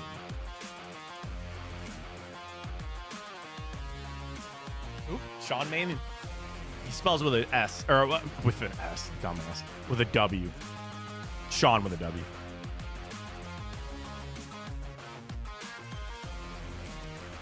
SHAWNMAN. Sean Mannion. You sure it's not SEAN? On his wiki. Oh, it is SEAN. Duh. Sorry, my bad. Let's go! Easy work. Yeah, go down. I want to do... Well, I guess not because it was Randy Moss. Hey, scroll down further because Padone stumbled on that. Go down even further. It just tells you the most popular. Yeah.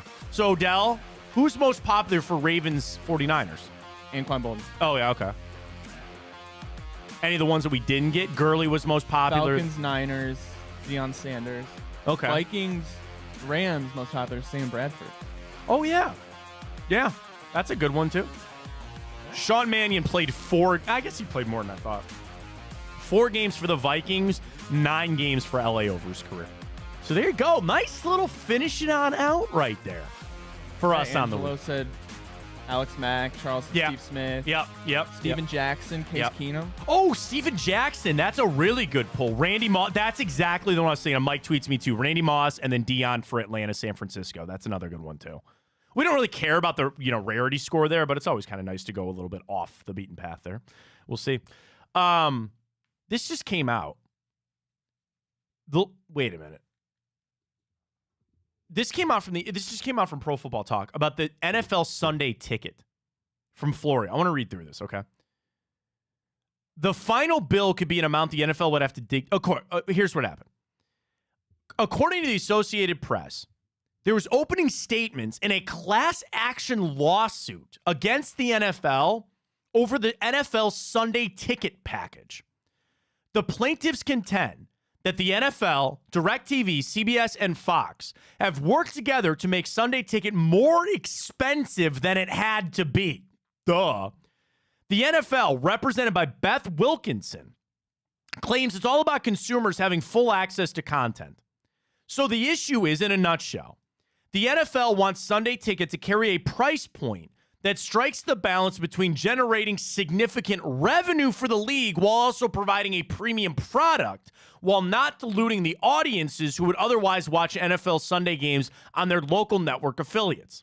During opening statements, attorney Amanda Bond showed jurors a 2022 term sheet from Fox, which the company asked the NFL to ensure Sunday ticket would be priced above $293 for an 11-year term starting in 2023. So what they're saying is that the NFL has an antitrust thing going on because they own the Sunday ticket and they can charge whatever they want for it, and it's an ungodly price. Former head of the NFL Network, Sean Borstein, testified yesterday that Sunday ticket was always intended not to impact the ratings of the networks that paid good money for the games and the over-the-air rights broadcasts in various markets. Wall Street Journal took a closer look.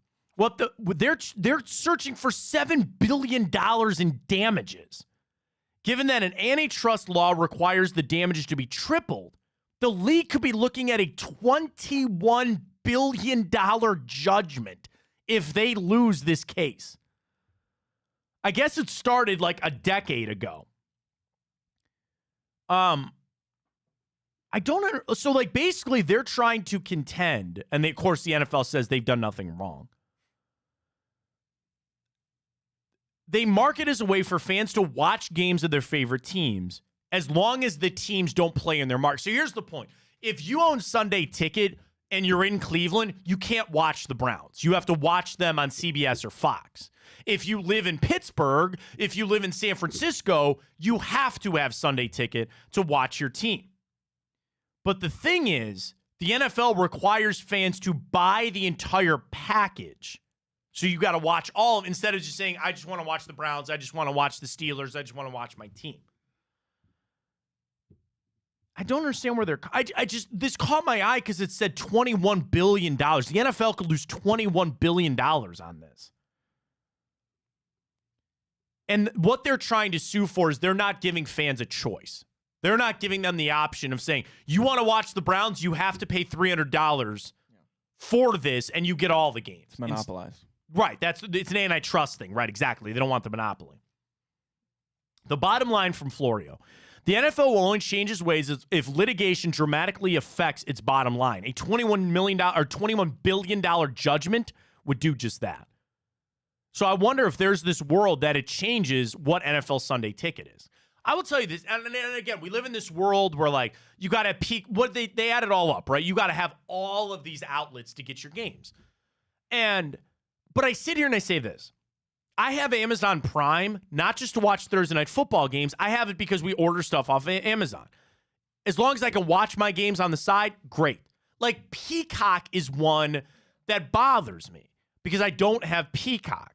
But I watch Sunday night football because I pay for cable. But if you told me, these playoff games, right, that you have to have Peacock for, I'll pass on one playoff game. Because if it is the Browns, I'll still be able to watch it locally, right?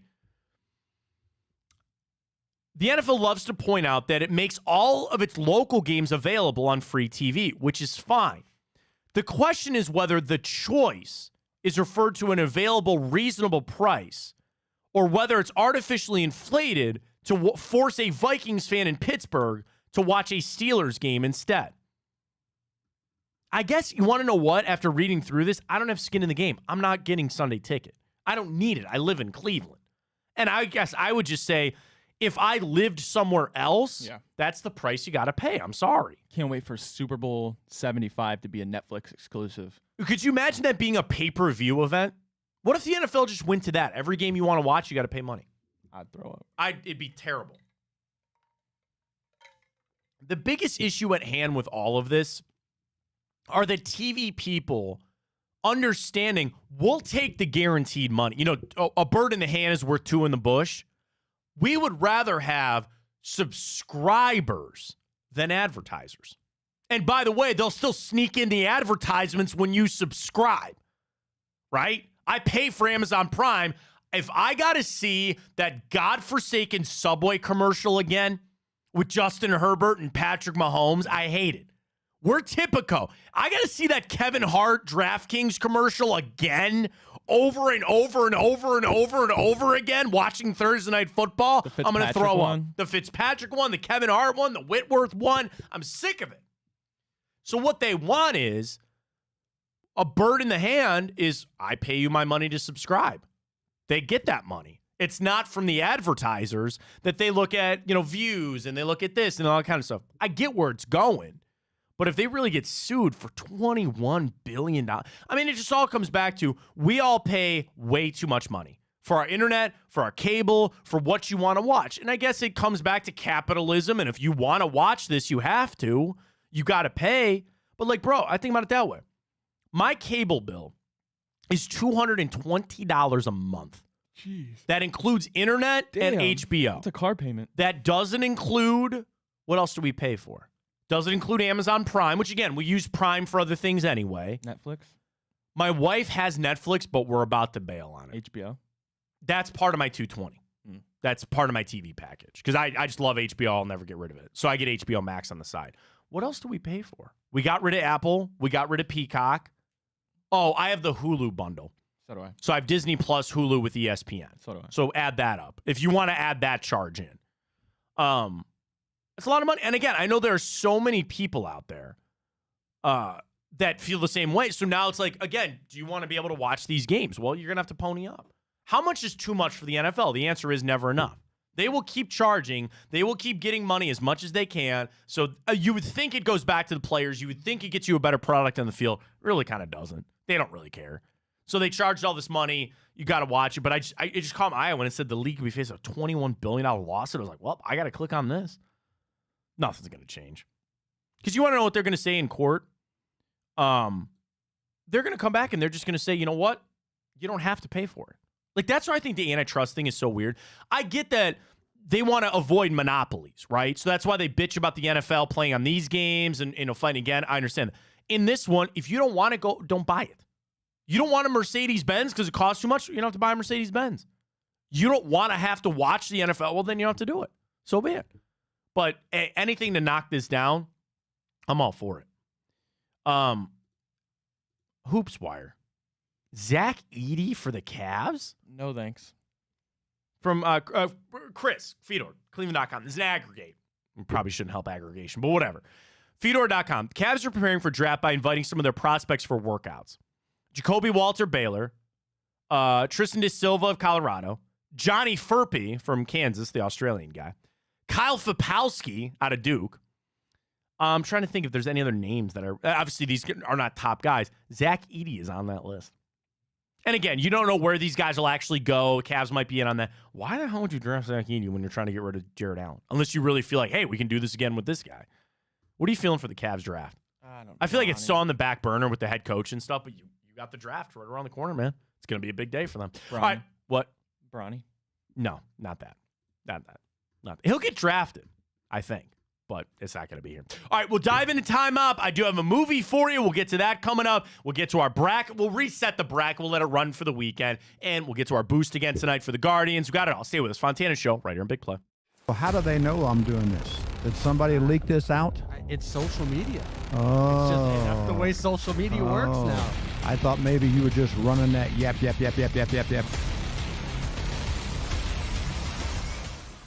Welcome to Big Play, a sports media team that started back in 2014, and now we're not in a garage. Look at us, incorporating some of Cleveland's favorite sports personalities, bringing you fun and compelling content from downtown Cleveland. Coming to you live from the shores of Lake Erie and Burke Lakefront Airport, join Team Big Play for all the best sports talk in Ohio. Check us out on social media at Big Play, bringing you fun and compelling content from downtown Cleveland. Anthony Schlegel, just how physical he was. You saw the girth and the power and everything he was bringing to the table, especially when he was a nice beefy 255 playing middle linebacker. We were called soft last year. You don't want to be soft, especially when you come to the playoffs. So that's going to be a process throughout this season of establishing us as a harder team here in the How does an Ohioan build the perfect parlay? Who's got something? Big guys looking for long odds. The kids in Columbus are covering better than anyone. And at even odds. If it's even, I'm leaving. Listen, our championship DVD starts today. All right? Dude, I just got an invite to a Cincy playoff watch party. Shut up. Cincy, State, Cleveland, the perfect parlay. I'm a genius.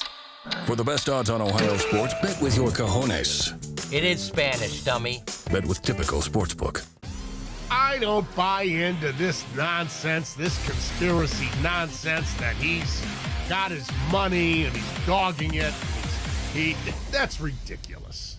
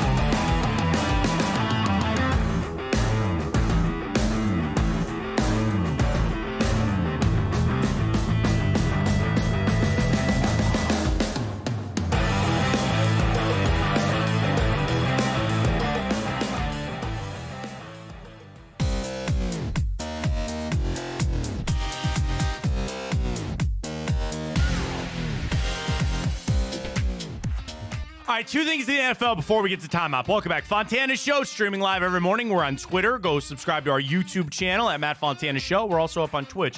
Preseason schedule is out, the official one. Cleveland goes Green Bay, Minnesota. Our finale is at Seattle for a 10 o'clock night game on the 24th of August. That'll be a late night for our drinking game, Ryan. Yeah. You haven't done the drink. We started the show after the preseason. You know about my drinking game, yeah, preseason drinking. about it, yeah, so we'll do that. So you got Green Bay. Both those games are at home, by the way, and afternoon games, 4:25. Green Bay on August 10th. Minnesota August 17th. Those got to be Saturdays, right? Yep, 2 Saturdays. 3 Saturdays in a row. 10th, 17th, 24th. 4:25 Green Bay home. 4:25 home against Minnesota, which you'll have your joint practices that week, by the way. And then your finale is at Seattle on the 24th, a 10 o'clock start Eastern time for us. So there you go. Final other thing from Flory. We were talking about the $21 billion for the Sunday ticket thing. He said all NFL fans should really be on the side of Team Mucky Duck. I guess that's the people suing, whatever. If the NFL loses, the full Sunday ticket will either become cheaper, and fans quite possibly could have the ability to get the package on a team-to-team basis. That'd be cool. So that's what he's asking for. Either cheaper, or you can just pick, you want to watch the Vikings, you want to watch the Browns, the Bengals, whatever it is. So we'll see how it plays out. I really don't have Sunday tickets, so I don't know. Whatever happens, we'll see. All right, into timeout we go. 7th of June, what do we got? Including 2 years ago today. Browns obviously had made the trade for Deshaun Watson. He's here, and the New York Times article comes out 2 years ago today that chronicled he received massages from 66 different women over a 17-month period, spoke to some of those women, and the 24th lawsuit dropped against him 2 years ago today. So he's navigated through it. I think here's how, I've talked about it a lot at my prior stop. We weren't here, and I'll tell you how I felt. I didn't like them trading for Deshaun Watson. I didn't want him here. He is here. I'm a Cleveland Browns fan. And the real turning point for me was this.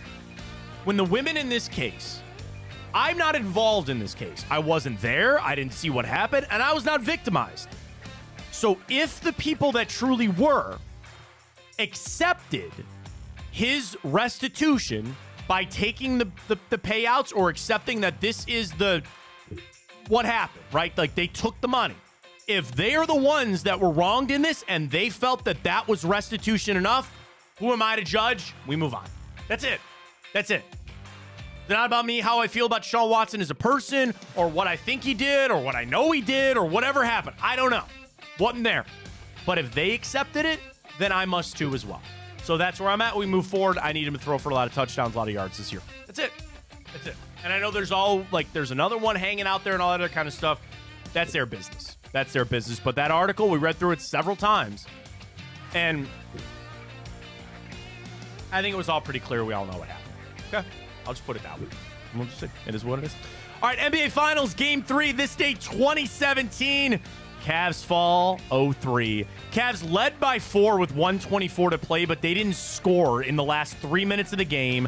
LeBron had 39, 11, and 9. Kyrie had 38. It wasn't enough. Warriors get the 118-113 win in Game 3 this day 2017. This day 2015, Game 2. Cavs beat the Warriors 95-93 in overtime. This set a record. It was the first time in NBA history that games 1 and 2 of a finals went to overtime. LeBron had 39. No other Cavalier had more than 17 to get that overtime win this day 2015. It's weird how things happen here. What was one of the questions we posed this morning? About my dog, right? Yeah. Do you remember when Chris Perez and his wife got caught getting pot delivered for their dog? Sure do. Happened this day 2013. Chris Perez and his wife Melanie were charged with marijuana possession after police discovered a package of pot at their house that was addressed to their dog. I mean, it's becoming legal. What's that all about? Like, when's that happening? I don't smoke weed, so I'm not against it in the least. I know people that do, that want to.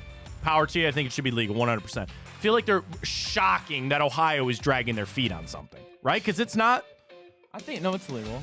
But, I don't see dispensaries all around. Or are there? Am I missing this? I think it's not really my world, so that's why I'm asking. I think they're still working on setting all of the... Go figure. All the contingencies. Yeah, they're trying to drag this out. And listen, I don't want it around schools either, and I want it to be 21. It's like alcohol. I just look at it this way. Excuse me. People smoke tobacco. I have a cigar from time to time. It's a green leaf that comes out of the ground. Why is that one bad and this one isn't? It's just what I say to anybody. Oh, pot's the devil. It's devil's lettuce, man. Who cares? If you're an adult, you should be able to do what you want, okay? You never lit up a J and walked into school? I have never once smoked weed, ever.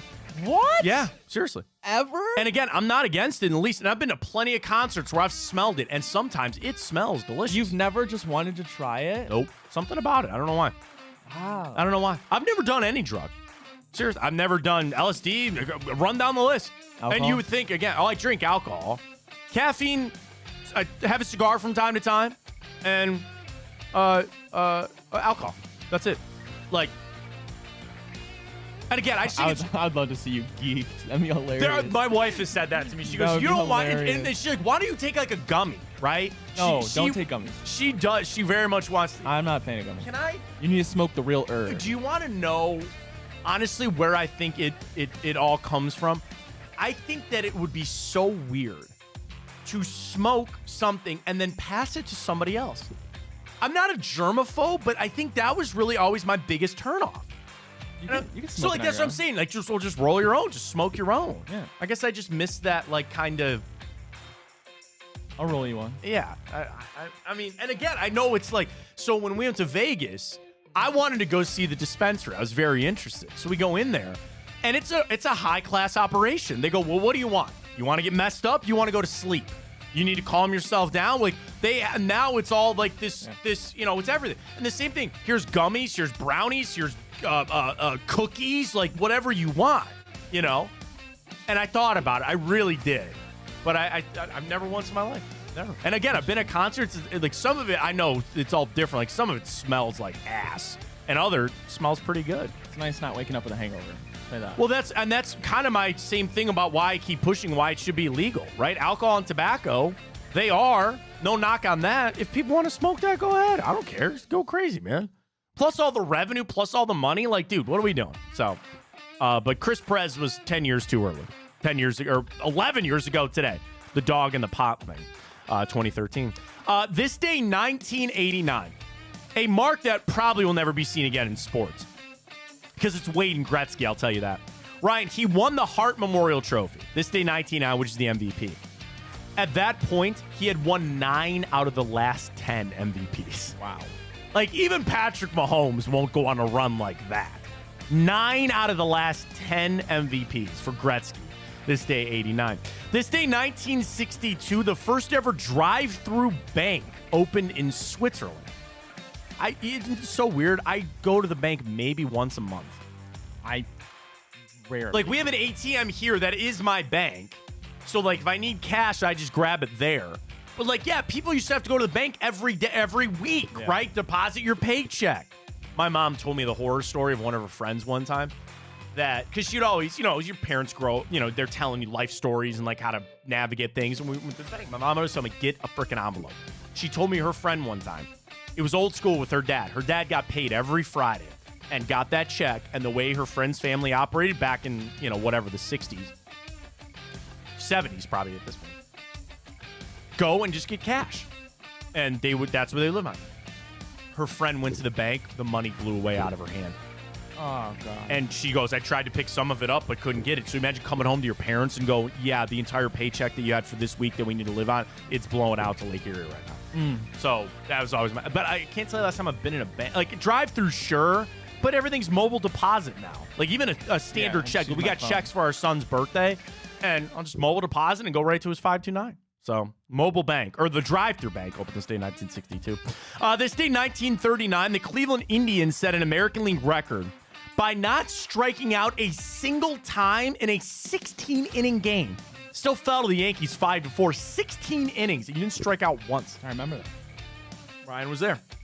A very happy birthday goes out to the late, great Mr. Thurman Munson. You know about Thurman Munson? No. So he was the captain of the Yankees, catcher. Great player, all-star. He was from Greene, Ohio. And his family was from Greene. And he was so homesick that he was teaching himself how to fly so he could fly from New York back to Cleveland on off days. And there was a lot of rumors that he wanted to just come play for the Indians. He's from Akron. It's where he unfortunately, on a practice landing, crashed the plane and passed away. Thurman Munson. Mike Modano, Allen Iverson celebrating a birthday today. Anna Kournikova, Jordan Clarkson. It's Christian McCaffrey's birthday today. Prince, the late great. Fetty Wap, Iggy Azalea, Liam Neeson, Bill Hader, Michael Cera, Dean Martin, Mick Foley, and Dave Navarro, all celebrating birthdays today. That's a pretty solid list of birthdays. All right, one movie for you to guess on today. We go back to this day, 1985. There's a lot of references I could make for this movie, but if I just said, hey, you guys, The Goonies. That is correct. Young Josh Brolin, Sean Astin, the chunk shuffle. I've never seen it. But It's not it's okay. It's all right. It's not like it is what it is. Yeah. But yeah, The Goonies, this day, 1985. All right, want to update our poll question. Scrolling down for me, please. First off, I forgot my dog's birthday yesterday. So we asked everybody, do you celebrate your pet's birthdays? 75-25. All right, yes. I'm the a-hole. I fully admit it. I'll give him. I will make up for it. What do you get your dog for a birthday? Treats. The treat? He gets a treat every day. A new toy. He lives in a loving household where he can lay around and do nothing all day. It's the best life he could ever ask for. Next question. Talking about Nick Chubb. We started the show talking about Chubb, kind of updates on where he's at with his rehab and everything. What are your expectations for one Nicholas Jamal Chubb? All right, leading is 54%. Back to elite. All right. Fans are optimistic. 26%, 50% of the Chubb we know. and 19% won't be nearly the same. I kind of voted that. I'm going in low. I hope he exceeds my expectations. I hope he can help this team out. But again, a lot of this offense goes back to Deshaun Watson. I can hope he has a running back to help him out. All right, speaking of helping out some people tonight, Ryan, let's go. We got to help you out with a big boost. Big boost. Big. This is the biggest one we've ever done. You need Josh Bell to do nothing. You need Jose Ramirez to do a little bit. You need Josh Naylor to do a little bit. And you need the Guardians to get a win. Ryan, we are boosted up to a healthy plus 3,000. Plus 3,500. Yeah, that's over there. Folks, get to Tipico. Download the app. Use the code Fontana150 for new customers. When you use the code Fontana150, if you deposit $150, you will get two $75 protected bets to use on whatever you want. And then again, you still got your $150 in there. On your way to cashback rewards, folks. They have the best cashback in the industry. They do. I just did my cashback yesterday, betting all the guards yesterday. Code Fontana150. Get signed up with Tipico. Get going for the NBA games this weekend as well.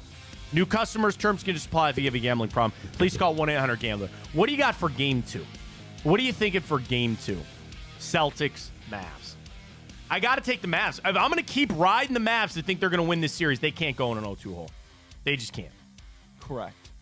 Do we have a line for that game yet? 7. Yeah, half a point. I got to take Dallas again. I don't really have a point, or I don't have a choice at this juncture of things, but we got to go. Do we got hockey?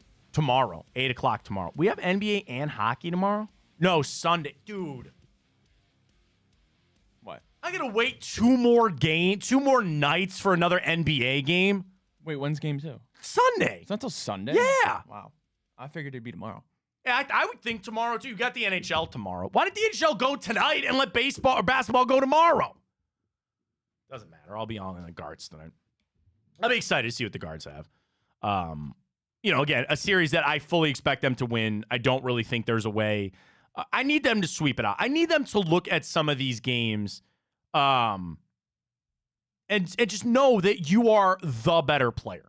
Like, you have got a better player, better team. You have the better players. You are the better team. And I need to see a little bit of that onus. To not really look like, I look at it from this standpoint. This team is still learning. They're still finding their ways. They are better than what we expected them to be. And they're a little ahead of curve. I don't want to apologize for that. You know what I mean? Like, you put yourself in this position, make the most out of it. Like, don't look a gift horse in the mouth. You're here. You've got a lead. Get after it. And it's not that simple with baseball. Can't be raw emotion. Can't be going up there saying, I'm just going to jack a home run here. Play your game. Keep doing it. But I want so badly a sweep for the Marlins this weekend. Take care of it. And honestly, you know what I might do? Every game, I'm just going to bet a minus a run and a half to win. There you go. We'll see. Power rankings, ESPN. Yankees 1, Phillies 2, Orioles 3, Dodgers 4, Guardians stay at 5. David Schoenfield. Stephen Kwan returned last Friday after missing nearly a month and went 3 for 4, 2 runs scored. And yesterday went 2 for 2 with a run scored. Kwan has been off to a great start. Meanwhile, David Fry continues to rake. He's made the team as the third catcher utility guy, but he's slashing 383, 515, 750 with 7 home runs and 18 RBIs in the month of May. Dude, 7 home runs in a month? There were guys, we were asking Miles Straw to do that over 3 years. Yeah. He's hit his way more or less in a regular status. Nobody saw like this coming with over 1,000 OPS, which is great. Dodgers, Orioles, Phillies, Yankees, the only teams ahead of you, man. Doesn't that feel good? That feels really good. Oh, wait, Angelo says you're off your rocker for your Goonies take. Oh, I don't like Goonies, man. Sorry, man. Sorry, bro. It's so weird. So you haven't seen it, right? Can I give you a quick premise here? There's a town. Don't they treasure hunt or something? Well, there's a developer that's going to buy out the town. And all these kids are going to lose their home. So they're the Goonies. They're supposed to be like the weird group, right? So you had Sean Astin, you had Chunk, you had a young Corey Feldman, and then you had the guy that played short round in Indiana Jones. He was in the group as well. Then Josh Brolin plays the older brother of, God, I can't remember his name, Sean Astin's character. And they find a treasure map. Mikey is his name. Brandon, Mouth, Chunk, Data. and they find a treasure map to go find a legendary, a myth. The story of the town was always One-Eyed Willie's pirate ship, his pirate ship. And they find a map to go find it, and they go off to save the town. Well, on the other side of things, there's a family, a mom and 2 sons that are bank robbers, and they somehow get intertwined. They go to this is where it starts. They go to a hideout. They go to this old restaurant where the family is held up after they rob a bank, and the kids find out who they are. So then they go off to find the treasure. The family follows them, and then they got a guy named Slough. It's the third member of the third son. He's disfigured, and they keep him chained up in the basement. So did they save their homes? Yes, they find the pirate ship. They find the pirate ship. Now, the thing is, the pirate ship ends up going off to sail or something, and they only have the treasure that's on them or something. I don't know. It's not great. I don't know. Again, Josh Brolin. What's the truffle shuffle? So Chunk, probably aptly named, is a little bit of an overweight kid. And they wouldn't let him in the house until he does the truffle shuffle. He pulls his shirt up and he dances. Oh, like his tits? Yeah. I used to be able to do that. Well, yeah. I mean, we were there. So, and now that guy that played him is jacked and ripped. You see those child actors that what they become as an adult. It's all different like that. So, I'll put it this way. If it's on, I probably won't watch it. That's the mark of movies for me. I've seen it. It's fine. It's okay. Sorry to Angelo, but if it's on, I probably won't watch it. I don't know what to tell you. Hey, today's a big day for Big Play Big Bets. They have a guest coming on, do they not? Yeah. Yeah. Griffey Betts. Griffey Betts is coming on. So they're going to get ready they're going to get hockey going. All right, so that'll be good. So that's coming up today. I know yesterday was a big day for the Big Play Cincinnati guys. Chico did his show yesterday. We're all across the board right here at Big Play. Final thing, Ryan, though. Finals of our bracket. We keep forgetting. Well, let's run it for this weekend. Yeah. Best cereal. Do you know the 4? Oh, I can find it real quick. All right. I forgot to look. Yes. Okay. So it's Reese's Puffs. Okay. Cinnamon Toast Crunch. Okay, fine. Those are the 1 and 2. Groups Frosted 3 and 4. Flakes and Lucky Charms. My ass. They beat Fruity Pebbles. My ass. Fruity Pebbles was second. Frosted Flakes suck. I'm glad that Lucky Charms advanced. So what are you voting for? I'll probably vote for Lucky Charms. I probably would vote Lucky Charms too. That would probably be it. So we'll put that up at Matt Fontana's show. Vote for the weekend. We'll announce our winner on Monday. Oh, we're doing best directors on Monday. Don't forget that. Because we started talking about directors. Christopher Nolan's a goat. That's Spielberg might get it from me. So vote on that. Folks, have a hell of a weekend. Enjoy it. We'll talk to you on... Wait, real quick. You know what's an overrated movie? What? Jaws.